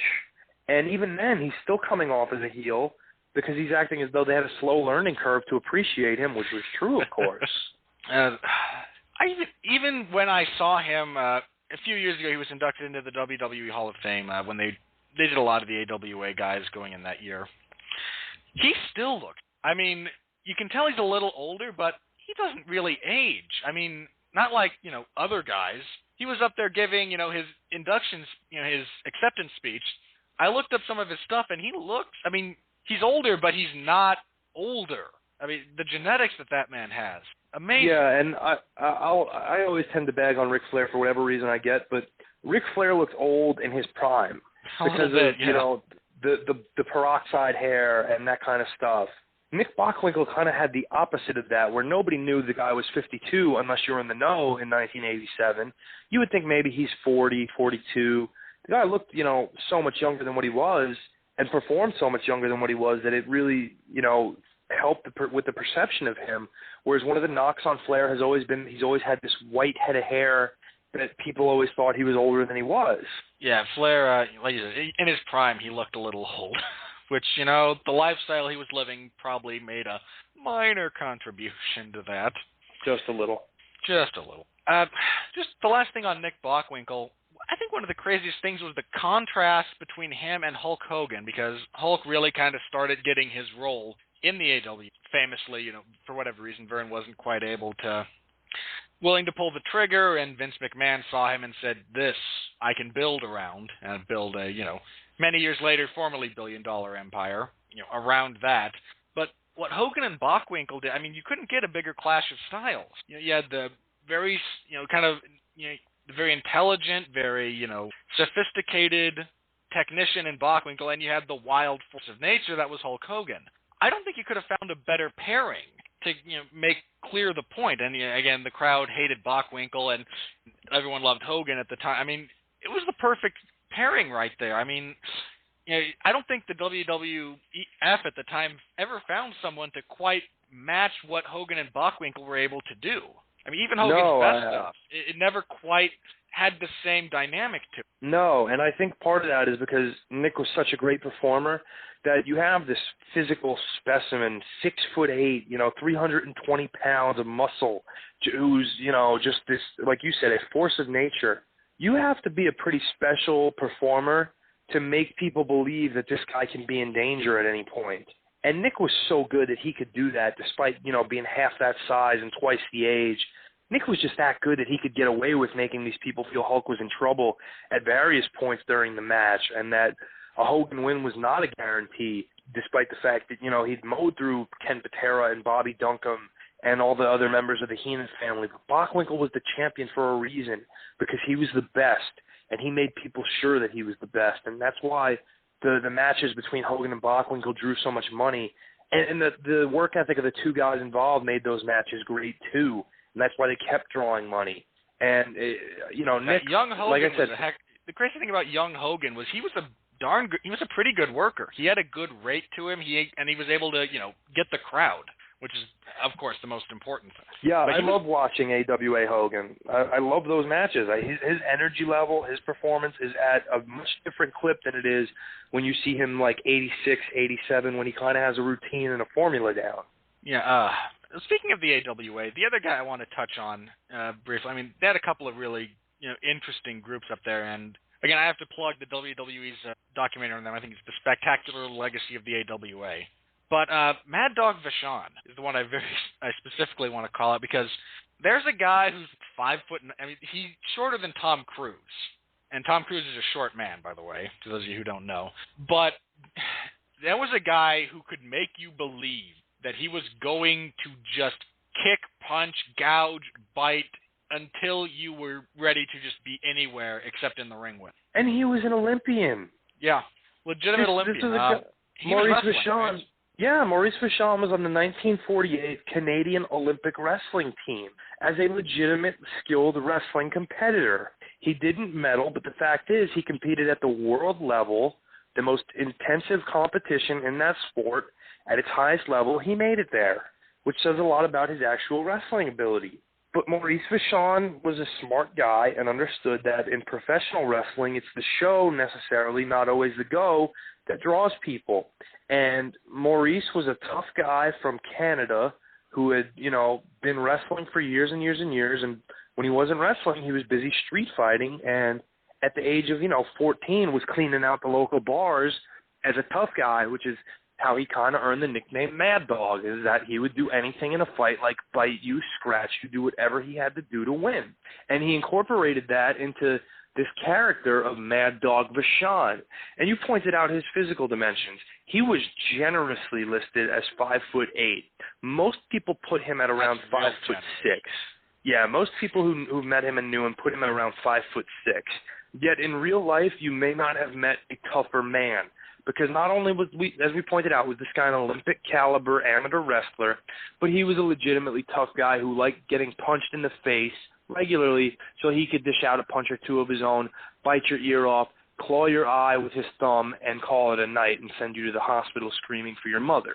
And he would come up with these off-the-wall promos that just were so out of left field that you believed he was a legitimate nut. And one of my favorites happened much later in his career, where Gene Okerlund was coming to interview him for a match with Jerry Blackwell, and you just hear these hammering noises, and you don't understand what Mad Dog is doing. And eventually he comes out wearing this kind of leather apron, and he shows you what he's doing, and he's building a coffin for Jerry Blackwell. Nice. And you just have this visual of this little bald man with this crazy goatee that he had, which was, I've never seen anybody wear that goatee other than Mad Dog the way he had it shaved, and these fanged, pronounced canines because he filed the teeth down in between his canines to give that, very monstrous look to him. And he's standing there with this demonic smile with a hammer and nail above a coffin. Yeah, that's. I mean, again, just crazy. All right, the other guy I want to touch on from that same territory, and I don't remember a whole lot of this guy's work, but I remember that he was there. I remember the name. I mean, Baron von Raschke is the guy I want to touch on, because he had kind of the German thing going for a while, but I believe he wound up just being, kind of slightly off-the-wall babyface at some point or another, didn't he? Yeah, the Baron, and that is all the people need to know, with the famous claw hold of the Baron. He had actually been a Big Ten champion in the NCAA at Nebraska under his real name, Jim Raschke, and because the AWA was the Midwestern territory of the United States largely, they decided that in order to not insult people's intelligence, that they were going to acknowledge that, yes, this is the same Jim Raschke who won the NCAA title, but he's, sympathizing with the German people, and in tribute to them has taken on the name Baron von Raschke, and he's going to wear the Iron Cross on his ring robe and come in goose step and, talk in a German accent because he's reconnected with his roots, which was really intelligent storytelling that wasn't all that common at the time. And give a lot of credit to Vern for seeing that. But he was doing the claw gimmick and the Nazi sympathizer gimmick, and he traveled occasionally to other territories. He did main event at Madison Square Garden against Bruno in '77. He made trips to the Mid-Atlantic every so often and down to Florida. But he was a stalwart of the AWA, and I think it was kind of almost a similar situation to Bockwinkel, where the people just got so used to him, and eventually those feelings from World War II where, the anti-German feeling kind of passed to an extent, that eventually the people just kind of got fond of the Baron because they had grown up watching him and spent so many years with him that they didn't want to see just anybody come up off the block and beat him. This was a guy who, almost kind of the way people who nostalgically look at characters like the Honky Tonk Man, who had been nothing but a heel his entire career, but if he shows up on Monday Night Raw, gets cheered like there's no tomorrow. Which is one of the craziest things ever, because I think it's just got to be. I spent so much time with the guy after cheering him, because Honky Tonk Man was not just a heel. There was like nothing redeeming about him. I don't necessarily mean that in the heel way where there's not supposed to be anything redeeming about you. I mean, he was a comedy act whose biggest claim to fame was being squashed by the Warrior. Well, and yet he endures. Inadvertently screwing up the title hopes of Ted DiBiase. And yet he endures, and he's beloved for it. Crazy. And I think that's kind of the feeling they got for the Baron, and good for the Baron, who wound up wrestling well past his prime because just out of loyalty to the AWA, because they needed names, and he stayed and put on the tights long after he should have hung them up just to try to help them out. But he's one of those guys who just was such a stalwart that people ended up coming around to him rather than him having to change anything. He had a one-man show going a couple of years ago. I don't know if he still does, but it was apparently really good. I never saw it. Yeah, I know he toured through the Midwest, and every review I read was like glowing, and I don't doubt it. All right, there's a few guys I want to touch on. You maybe going back a ways here as far as this goes, but the other guy I want to touch on specifically, if you talk about Florida, let's talk about one of the oddest guys, Kevin Sullivan. Had this really odd Prince of Darkness, demonic sorcerer type gimmick going on. And the crazy thing about that is I don't remember it being the same gimmick necessarily outside of Florida. Was that just, one of those things like Florida Man type thing, if you're for fans of, other shows here on the Ride Legend Broadcasting Network? Or was that just, Florida really kind of needed the boost that him being, the crazy guy summoning someone out of the sea, and that was it just a case of that's what that territory needed, or how did that come about? Because he freaked some people out. He didn't do the gimmick prior to Florida. He did bring it once in a while somewhere else. Like he had a very brief stop in the Bill Watts' territory in Mid-South, and through various independent territories in the U.S. and kind of came up with a half-hearted version of it in the NWA in the late 80s before kind of reverting just to the Varsity Club. But really it was principally in Florida, and I do think Florida needed him at the time, or needed at least that gimmick, because Dusty Rhodes had taken off as such a hot baby face that they really needed somebody or something that was going to be able to put fear into people, and they weren't sure how to do that, and they had Kevin Sullivan, who had been kind of a good performer, middle-of-the-road kind of baby face. He had a good physique on him, even though he was a very small guy in stature. But I don't know if it was Kevin solely who came up with the ideas for the character, but I hear a lot of it was him and partially input by Dusty. But you never had that Satan worshiper gimmick done before, and combining it with a great mouthpiece for Sullivan's mentor and King Curtis Iaukea was so great. And the oddities that they paired him with and let Kevin have kind of free reign with, where he brought Mark Lewin out of the sea and rechristened him the Purple Haze, and brought in people like the karate version of superstar Billy Graham as, a henchman doing his bidding, and eventually brought in Jake. Anyone out there, if you haven't seen the first time that Kevin Sullivan summons up Purple Haze, very odd, but by the same token, there's some genius there. And nothing had ever been done like that in professional wrestling. This was really, and especially the Florida territory, which had always been much more of a straightforward wrestling-based territory, where guys like Jack Briscoe had really made a home for themselves, and the great Malenko, not Dean, mind you, I said great, and we're referring to his father Boris in that regard. Don Morocco, the real consummate in-ring guys for the most part were made of the Florida territory, and this was their first real venture outside of that into real character exercises. And she had Sullivan, compiling all these oddities, and eventually bringing in Luna and Locke, who were Luna Vachon and Winona Littlehart, as she would better become known amongst women wrestlers, as these two kind of very odd, Satan-esque-looking females. And Sullivan's late ex-wife, Nancy Sullivan Benoit, who would later become woman, as the fallen angel, who he would abuse, and slap and do these things that made him even more horrible to people.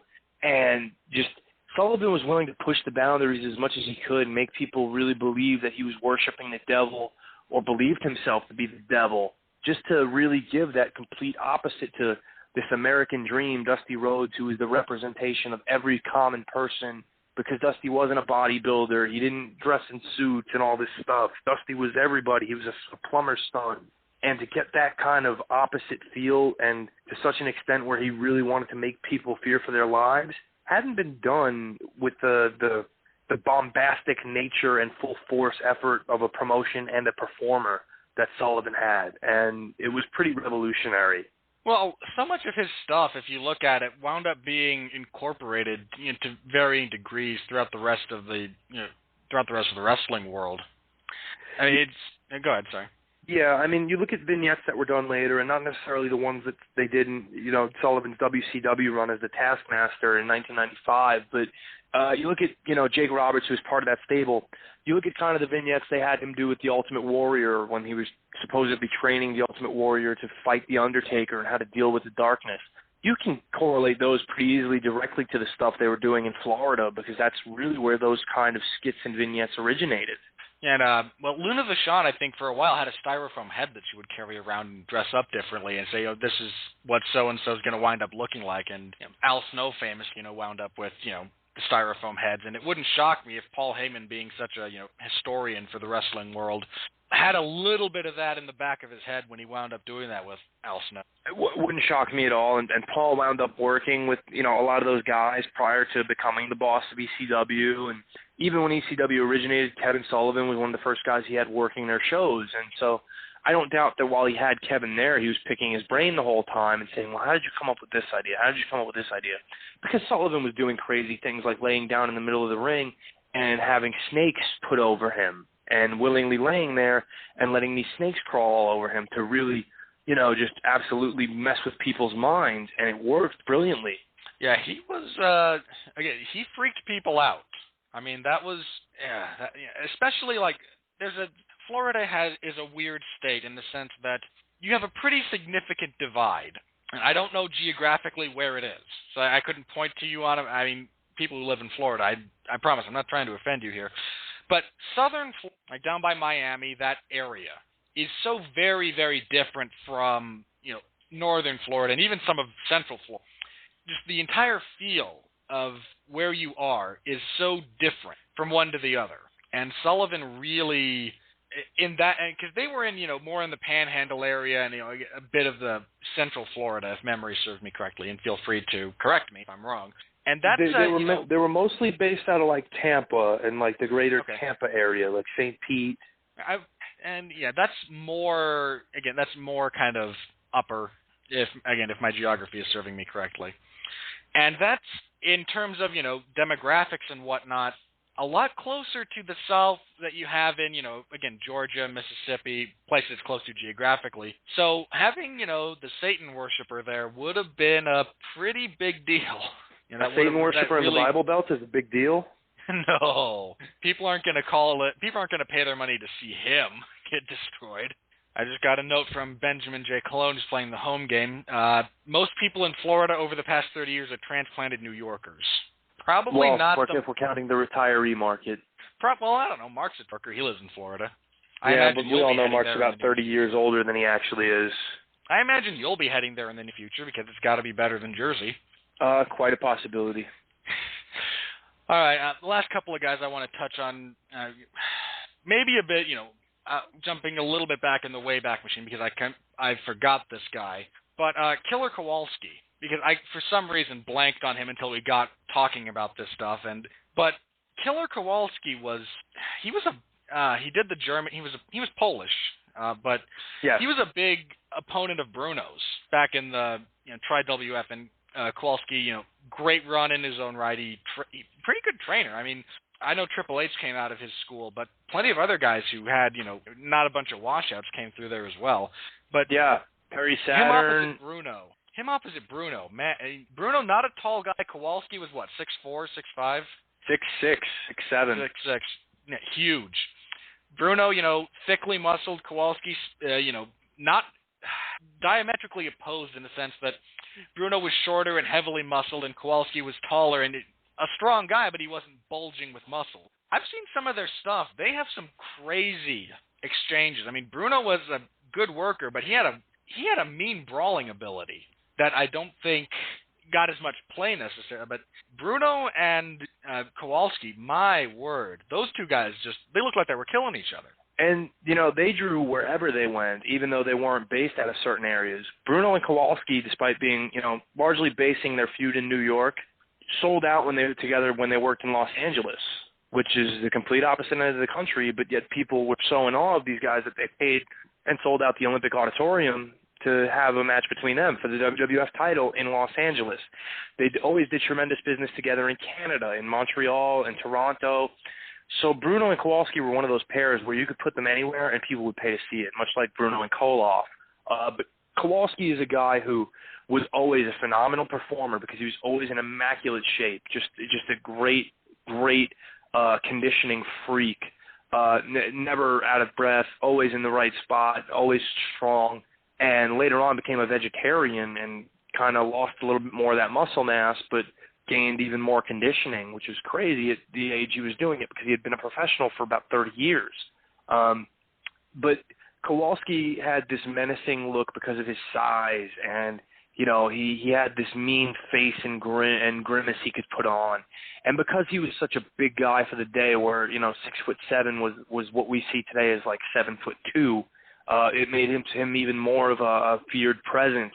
And of course, there's the one event that earned him the nickname of Killer that really cemented his name worldwide, was a match he had with a wrestler named Yukon Eric, where he threw a knee drop off the top rope into a turnbuckled Eric and ripped off part of his ear. Now, of course, this was accidental, but because of the nature of the business, it was played up as completely intentional, and that Kowalski was a madman willing to do anything to win, and he became nationally known. And the name alone is one of the more pop culture friendly names when it comes to wrestling, where he's referenced on shows like Seinfeld, where Kramer gives George Costanza the dreaded stomach claw, and the fact that Kowalski was a guest on David Letterman.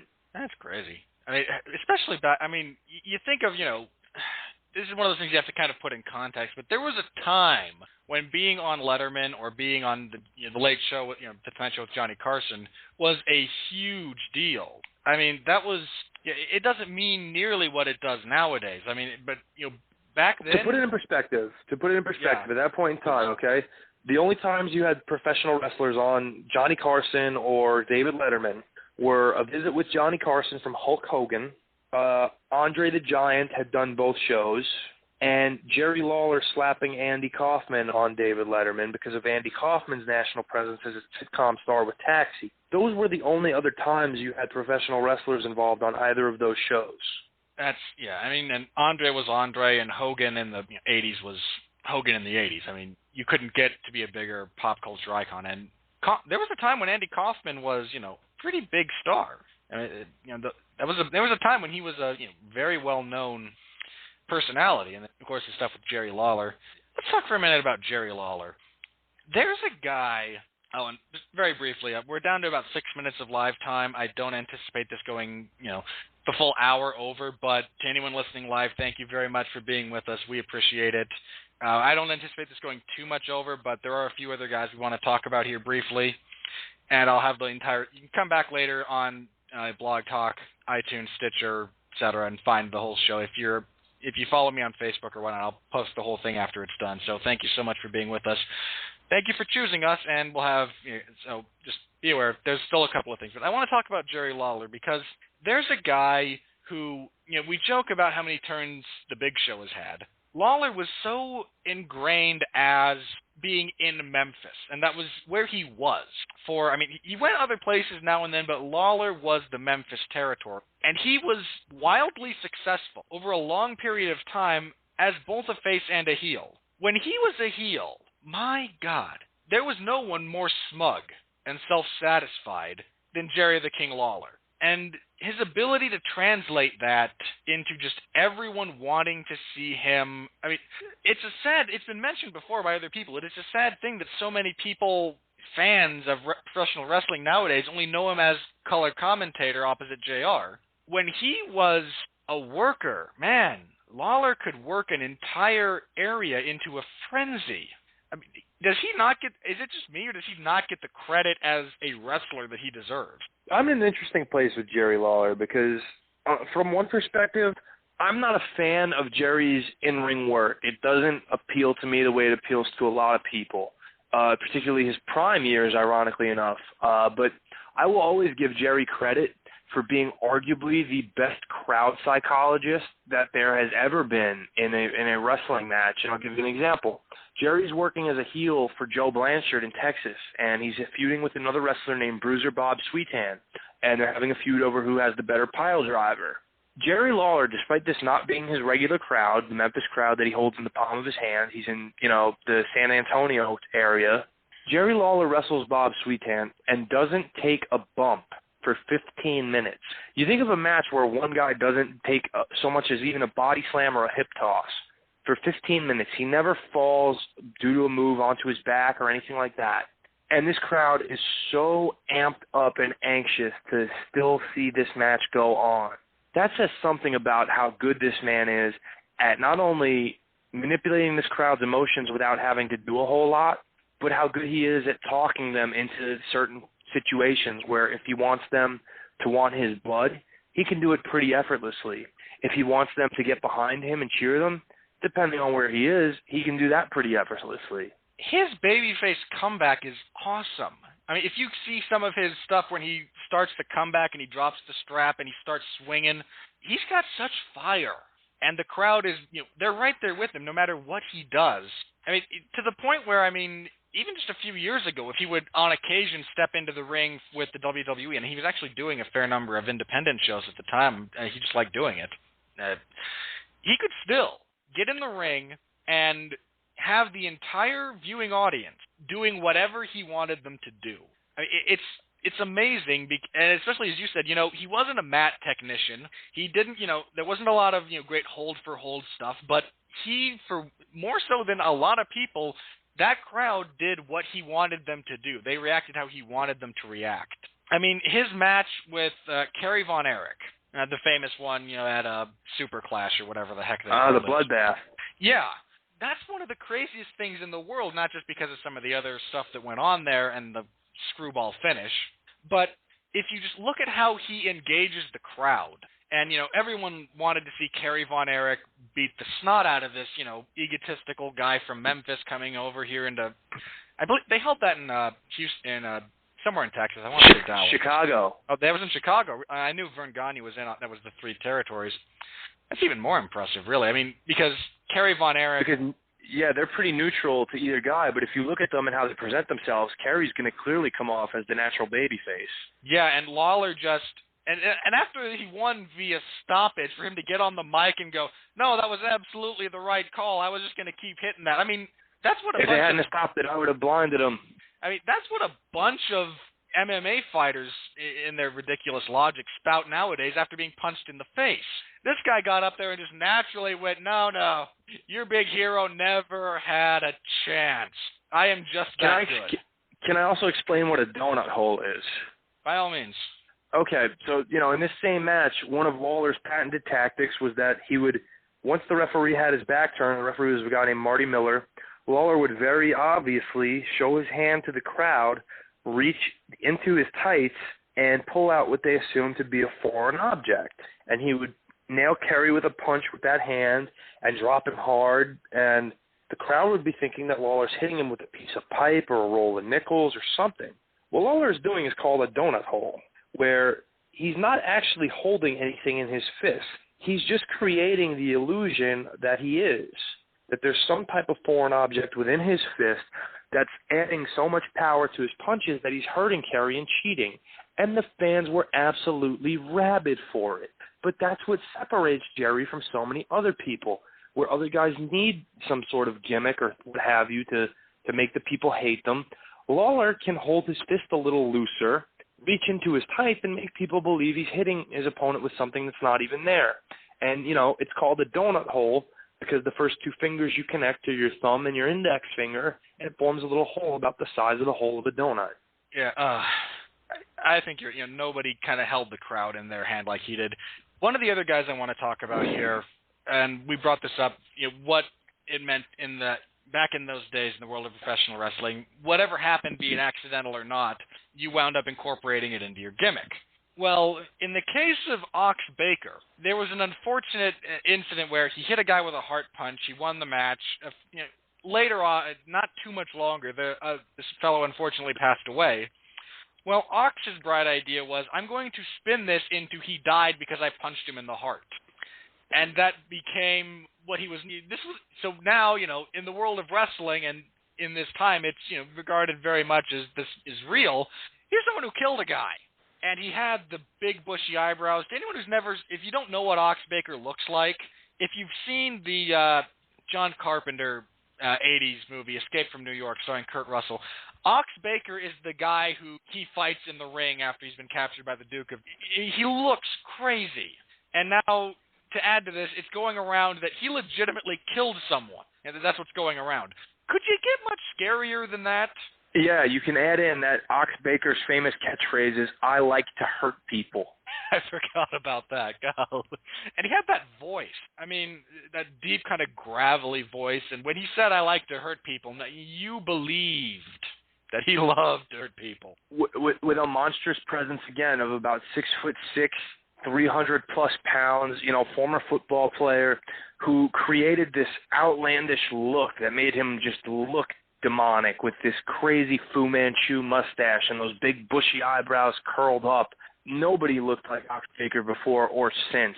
And, the legend of him killing, Ray Gunkel, who was the promoter of the Georgia Territory, with this heart punch that was alternatively called the Hurt Punch because of his catchphrase by some, just added to this guy's legend. And Ox is one of those guys, kind of like Abdullah the Butcher, who never stayed in one particular territory too long and never really went to the big territory. And I think part of that was because he felt that they would do more long-term harm than short-term good to his overall kind of potential earnings, that he never really went that. Yeah, that he never really went that route. Ox Baker, to this day, is a guy who makes money on his own without the need of a large company behind him, because he's one of the guys who carved out such a niche for himself that people remember him well. People now, of course, get that nostalgia feeling with him. And he's a brand unto himself with cookbooks, DVDs and CDs, He trained, numerous guys in the 80s to try to come up. Probably the most famous who really got anywhere would be Brian Clark, who people knew as either the Night Stalker or Adam Bomb or Wrath. But he was a student of Ox Baker's, and Ox even managed him for a short time on screen. But Ox was so ingrained in pop culture and had this look about him and this legend that went from territory to territory that wherever Ox went, he drew money. And, unfortunately, it was due to, partly because of what happened with Ray Gunkel and him dying after wrestling Ox. But Ox was drawing money before that, too. That only added to the legend of Ox Baker to a point where it was one of those things that you couldn't have written any better for that character. And to have that, with that look, that legend, that presence, that guy, you don't have a better setup for a heel professional wrestler than what you've got with Ox Baker. No, I'd be hard-pressed to come up with anyone. All right, the last guy that I have on my list here that I want to touch on, coming out of Detroit, the good old city of Michigan there, but the original Sheik, Ed Farhat, that guy had a presentation. He with the fireball throwing and the camel clutch, and he was another one of those wild guys who had the sharpened forks.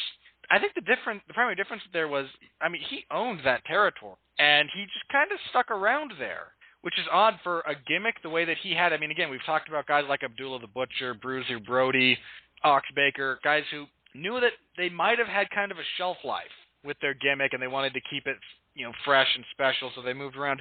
The Sheik, I don't remember him traveling all that much. The Sheik made appearances in other territories every now and then. He did wrestle Bruno at Madison Square Garden. I believe it was in 73, I want to say, or 74.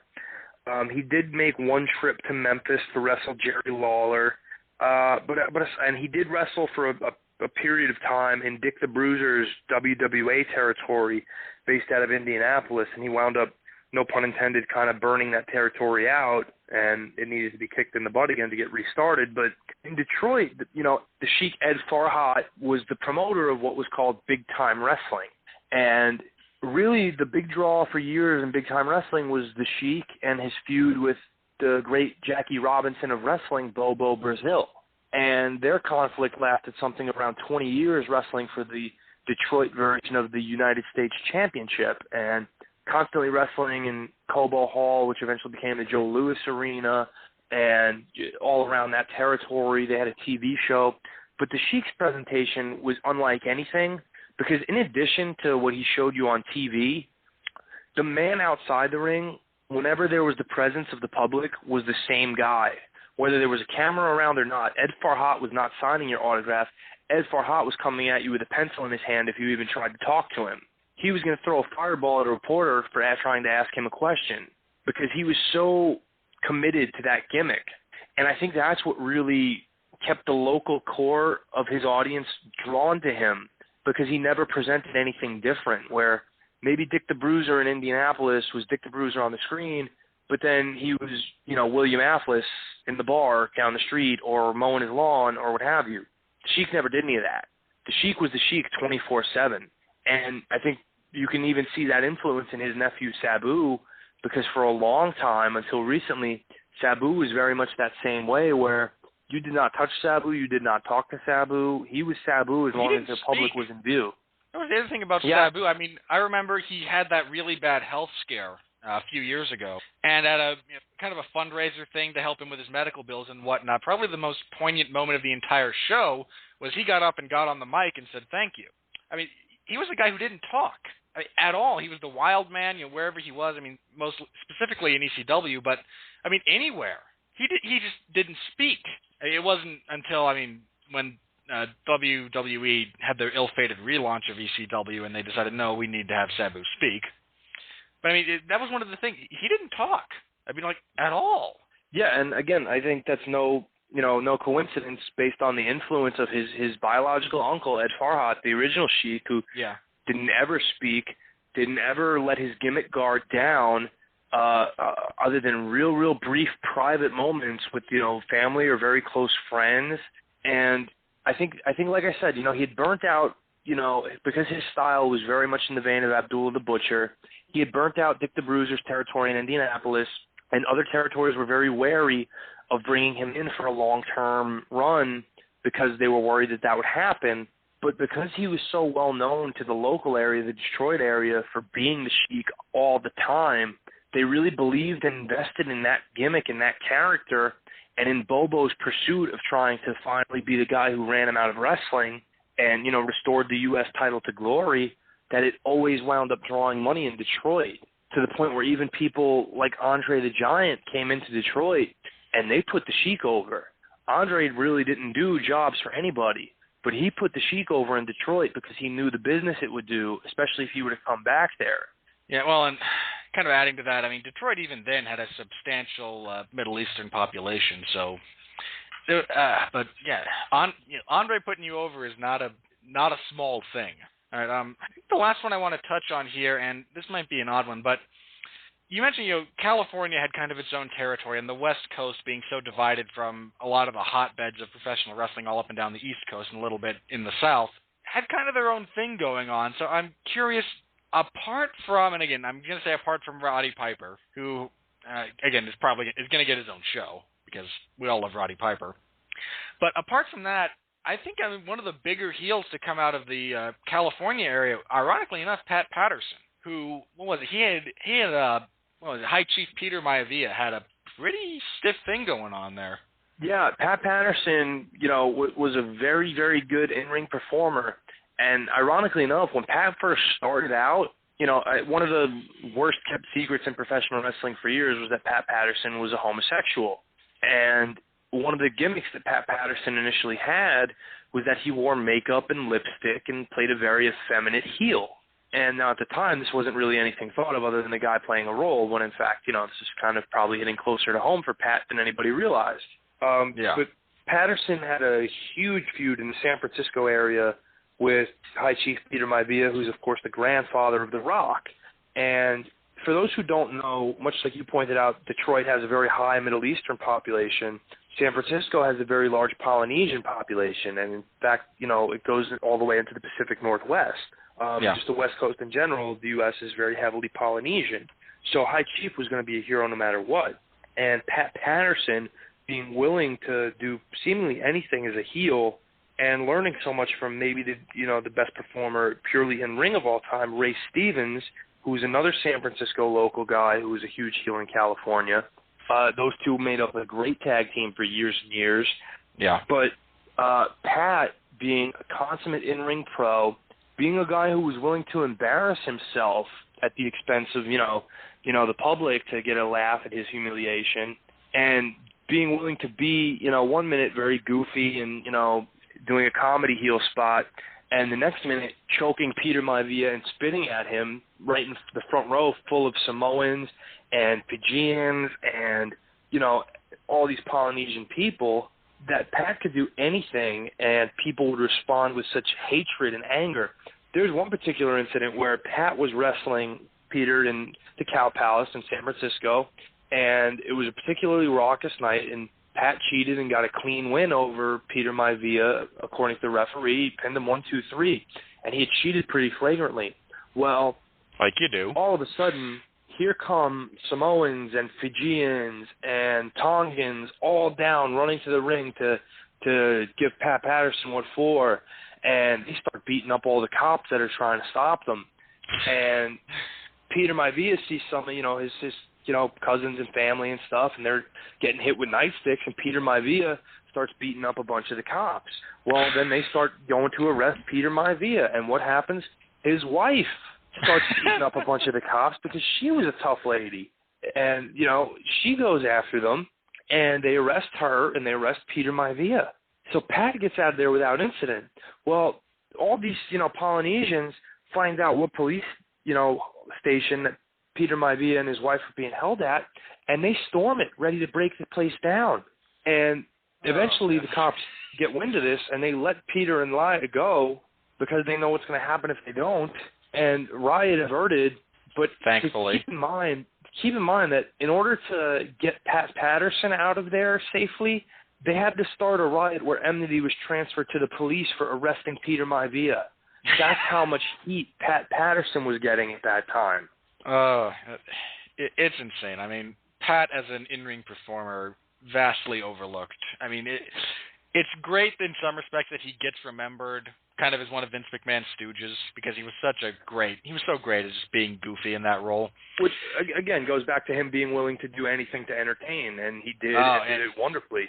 Him and Jerry Briscoe. That's some of just the dumbest stuff in the world. See, are you referring to the evening gown hardcore title match? Among other things. But that was bad. But, his mind, the fact that he still, to this day, is really instrumental in helping guys lay out matches and figure out how to fit things together. He's a really great mind for it. All right, I think that was all the guys I had kind of on my list in my head that I really wanted to touch on. Unless there was someone else that came out of that kind of San Francisco area that you wanted that you could remember off the top of your head as being, worth mentioning. I mean, apart from Ray Stevens, who was awesome. Yeah, Ray would really, to me, be the only other guy in that regard. Other than a guy, again, will give his own show in the future, and I would love to be a guest on it if you do, and that's Roddy. Hey, you're welcome back anytime. Just let me know. But yeah Piper got some of his. Interestingly, a brief side note, if you like listening to podcasts and you have some free time, his podcast is one of the most amusing crash audio things I've listened to. Oh, the Rod Pod, yeah. I mean, it's a glorious train wreck 9 times out of 10. But it's a little bit different than Steve Austin's if you've ever listened to his, or Kevin Nash's if you've ever listened to his. I have listened to some Steve Austin. That's kind of the end of what I'm going to say about that. I've listened to Steve Austin's. And if you listen to Steve Austin's podcast, you listen to nobody but Steve Austin, despite who he will tell you is guest starring on it, but that's another story. A little bit, yeah. The guy I said, God damn, son, I couldn't believe this guy was doing this. Yeah, and I was gonna, it's like he still feels compelled to get him. It's hard for performers to step out of the limelight. Ironically enough, I actually enjoy Chris Jericho's, partially because he will shut up and let his guests talk. I haven't given Chris's a listen. I have the one with Rob Van Dam downloaded, so I'll have to give that a listen, because those two guys have not been the best of friends over the last few years, and so I'm curious if they address that at all. A little, but I think they were at least cordial throughout that, but they spend a lot of time talking about medical marijuana in there. It's a pretty good... I like Chris Jericho's, partially because, again, he'll shut up and let his guests talk if he asks a question. And he's not, some of these guys are fairly limited to talking with other wrestlers. Jericho talks with a lot of other guys, and he also has this, his last one with Christian, he also has this weird thing he'll do where he will interview other characters. That's just him on a voice modulator. And Jericho's just a really, but I like his show. But again, if you like Roddy Piper's is just pure audio train wreck in the best way possible. I'm not trying to disparage him, because he has again, it's just so much, again, there's just so much oddity to, you can't help but be entertained. Is it better than the Ultimate Warrior's hour-long rant against Hulk Hogan? You're tempting me to go one of two ways. Either nothing in the history of the world is better than the Ultimate Warrior's hour-long YouTube rant against Hulk Hogan, and its gloriousness should have been recognized with award nominations and victories in categories it clearly did not belong to because it was that awesome. Or it's the most horrible thing ever, and anything is better than it. So I'm not quite sure which way to go there. No, I enjoyed it. I'd give it but again, as far as Jericho goes, he's got some good ones out there. Actually, I liked his one. He did one recently with Rob Halford. That was pretty good, if you're a music guy.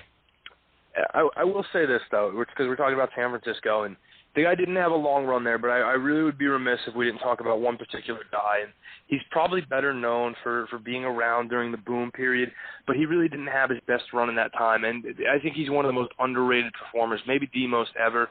And I'm going to say Don Morocco. And oh, God. I wanted to talk with him about him kind of during the boom period, because his stuff with he was the one who had the thing with Snooker, right? I mean, because he was in the WWF, that changed it from just Don Morocco to Magnificent Morocco, but same guy, right? He did, and he was Magnificent Morocco prior to that, actually, too. Okay. But that was a little bit pre-boom period too, though, because this is '83, so no Hogan yet.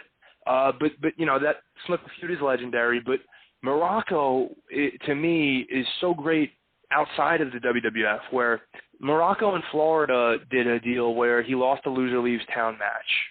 And, he did the same thing that a lot of baby faces do, where he wrestles under a mask, under a pseudonym.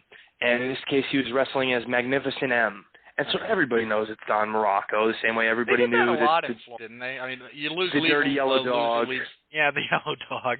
Yeah, all these of things. They did all these things, and Morocco did it on the heel side. And here's the genius of Don Morocco. Everybody knows it's Morocco wrestling as Magnificent M. It's the same body, it's the same moves. He's using the Tombstone Pile Driver as a finish, and okay. Well, eventually there's going to come a point where he's unmasked. So what Morocco did was he took a straight razor and shaved his head completely bald because no one had ever seen him completely bald.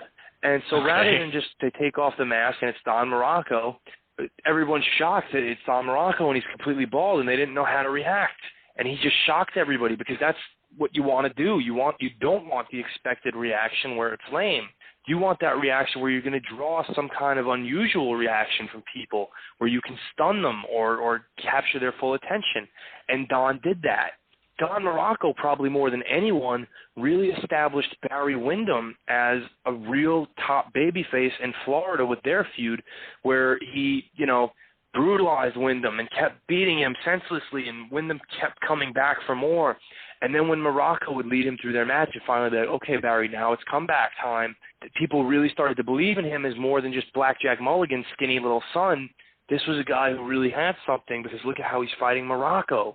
And Morocco did that by learning from the other heels of his day, like Boris Malenko, and working against top baby faces like Jack Briscoe. But Morocco was over there. Morocco was over in Georgia, like Rover, where he and Roddy Piper would get on an interview with Gordon Soley, and Gordon, who was such a great interview, couldn't get a word in edgewise between the two because they controlled everything. And again, the beach bum chants were great because Morocco was made no bones. I'm from Hawaii.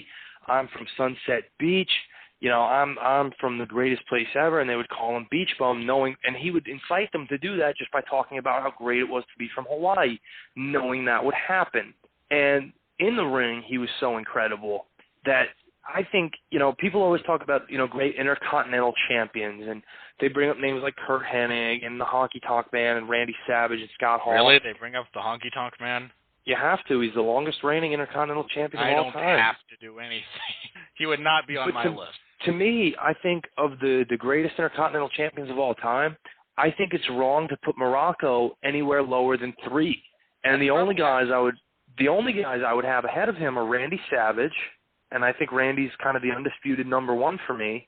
Probably. And at number 2, I think it's debatable with Kurt Hennig, because while Kurt didn't have any major feuds for that belt, I do think he brought a level of prestige to that title that it had lacked for a little while and may not have necessarily had afterward either, because of the way he carried himself while holding that championship. That's probably about right. I mean, I wouldn't dispute you at all. I mean, Morocco did some great things. It's just sad that he's not remembered the way he should be.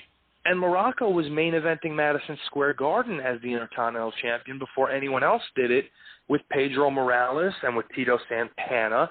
And he was having these matches of the year with these guys. And granted, Tito was a great, great wrestler when he was in his prime, before he basically became, what we would later refer to as Kofi Kingston.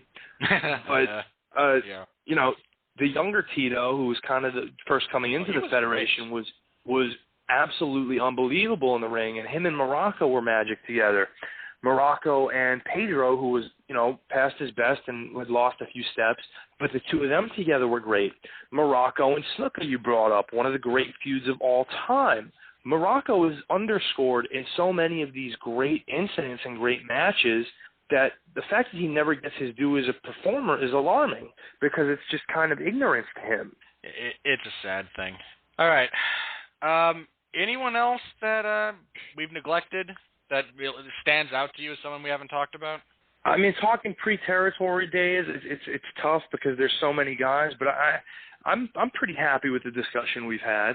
We can always revisit it later. I mean, I'm not averse to doing another one of these talking just about territories, because again, there's so many, and we could just go territory to territory. And I'm sure we'll get some notes from our fans along the way. Well, one would assume, assuming anyone listens, which is a stretch sometimes. I've seen the Thank numbers you, Jesse for some of my Starcher. shows. Just saying, I've seen the numbers for some of my shows. Some are good, some are not so. All right, that's going to wrap us up here for this one. Pat, thank you for being here. always a pleasure to have you on, and you're always good for another 20 or so listens, and I'll take it any way I can get it. Pleasure is all on my side of the table, Robert. All right. That's going to do it for this one. Next week, for all of you coming back, and thank you so much for doing so, I figure we can go ahead and tackle kind of the boom of the WWF. Vince McMahon begins gobbling up territory, starts his national expansion. So we'll look at that next week. So we're going to, early 80s to... I'd go ahead and say we can kind of go to probably the start of what we define now as the Attitude Era, because there's a lot of dead space in there that doesn't have a whole lot worth discussing. But so come back next week for that. Week after that, WCW, right about the same time period. Then we'll go ahead and do ECW, WCW. I feel like WCW as a whole thing, just, they're starting to oppose Vince McMahon for the expansion, and then all the way through the Monday Night Wars. So, okay, we'll do WWF's boom period next week, probably week after that, ECW, or WCW after that, then ECW, some of the stuff that came out of there, Attitude Era forward, and then we can lament the lack of decent wrestling villains nowadays. So that loose schedule, and as always, subject to change. And along the way, a few guys are going to get their own shows, specifically the Four Horsemen, Bobby Heenan, Roddy Piper. Some of the big ones absolutely need their own shows. So stay tuned for that. I will have, some scheduling as it becomes available. Pat Mullin will be back for at least one of those. I assume he's a big Roddy Piper fan, and how could you not be? Even if all you want to do is kill him, you're still a fan. So, and anyone out there listening, I do, if you want to be involved in some of these, feel free to hit me up. I'm generous with my time and space on my show. Just be prepared. I will vouch for try that. to be. Yeah. So that's what you can look forward to in the coming weeks and months on Everyone Loves a Bad Guy. Anything you need to plug, Pat? Yes, we've been on something of a hiatus from the championship rounds over on the Casual Heroes. Both Gavin Napier and myself have been otherwise occupied with some missionary work we've been doing, but we are happy to report that this coming week we will have a new episode for you. We will discuss the impending clash between Floyd Mayweather and Marcos Maidana, being referred to as Mayhem, a rematch from their great fight this past May. We will discuss the fallout from this weekend's upcoming fight between Canelo Alvarez and Irislandi Lara, and all the other pertinent news of this coming week. Okay, I've got to ask you a question, and I mean this in all seriousness. Very serious boxing-related question. Do you think that Floyd Mayweather-Maidana rematch is in any way going to be negatively impacted by being on the same day as the rematch between Andrei Arlovski and Antonio Bigfoot Silva? I would have to say there's a distinct possibility that will not happen at all. But I've been wrong before. If that in any way impacts Mayweather negatively, I will be shocked. Partially because I don't know anyone who wants to see Arlovski and Bigfoot. Of all the rematches you could put either of those guys in, I don't think pairing them off would have been the way I'd have gone. I might be more interested in the freak show of Tim Sylvia, Andrei Arlovski 5.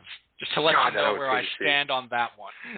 I'm just saying, as an oddity, those two for a fifth time might be preferable to Bigfoot failing another drug. Come on, we all know he's going to.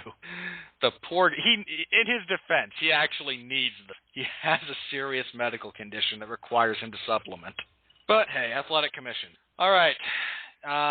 As for my plugs, if you're interested in a roundabout way, my comments on an event like Andrei Arlovski versus Antonio Silva 2, the rematch, in the main event, my column is up right now in the MMA zone of 411mania.com. I examine the UFC's expansion, the number of shows they're running, and why more events like UFC 151 and 176 are going to wind up going to the waste. Here's a hint.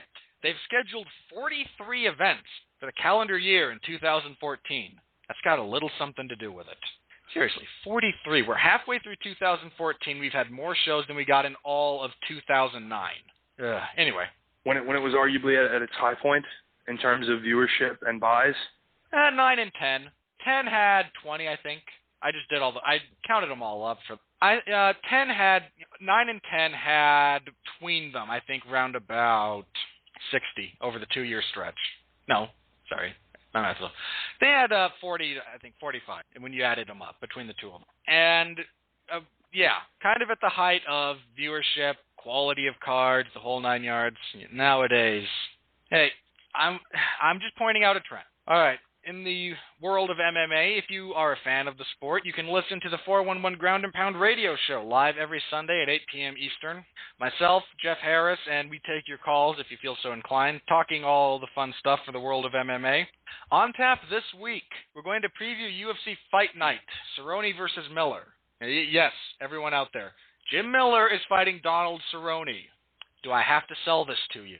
I don't even want to think. Even I'm going to watch that. Yeah, come on. The odds of if that fight sucks, I don't know what unholy voodoo curse will have been redoubled on me. I mean, I don't understand how it would be possible for those two to have a fight that sucks. It ends via injury. Eye poke early in the first round that forces the fight to be a no contest. Oh, groin shot's more likely because Miller fights southpaw and Cerrone loves the leg kick. Okay, however, those things are freak accident, which I allow are always possibilities. I mean, they go out there and they don't do anything. It can't happen. I'm looking forward to that fight, and I don't know too many people who aren't. I also take credit for that fight, because after Jim Miller won his last fight, I looked at his list and went, wait, he's never fought Donald Cerrone. So on the Ground and Pound show, we floated that idea. And lo and behold, because it makes all kinds of logical sense, we got it. So, unpaid interns, I just want a little credit, because we talk to them frequently.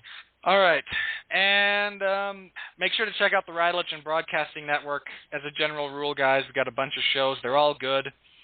Every other schedule shifting a little bit. Jason Teasley holds things down from the cheap seats. Him, Robert Cooper, Jesse Starcher, they talk the world of sports. I imagine their next show will talk about a fair number of the trades going on in the world of professional basketball right now. The Long Road to Ruin, I believe, is this upcoming Thursday. The two men of greatness, Mark Radulich and Sean Comer, will be tackling Batman the Animated Series, the first season, and another great title card put out by Benjamin Colon, who just does fantastic work. The Metal Hammer of Doom, they just reviewed Body Count's new album, and Mark loves him some Body Count, so be sure to check that out. And I think that's it. I feel like I'm missing something. Maybe I'm just used to forgetting. Right. What? Unless you're just insulting me. Yeah, that would be it. I'm quick, see? I pick up on these. I guess I'm just so used to forgetting to plug the cheap seats that I just feel like I haven't done it, and I've started doing it first, and I just have the pattern of, wait, you forgot that. But that's all the great shows here on the Radulich Broadcasting Network. Keep coming back.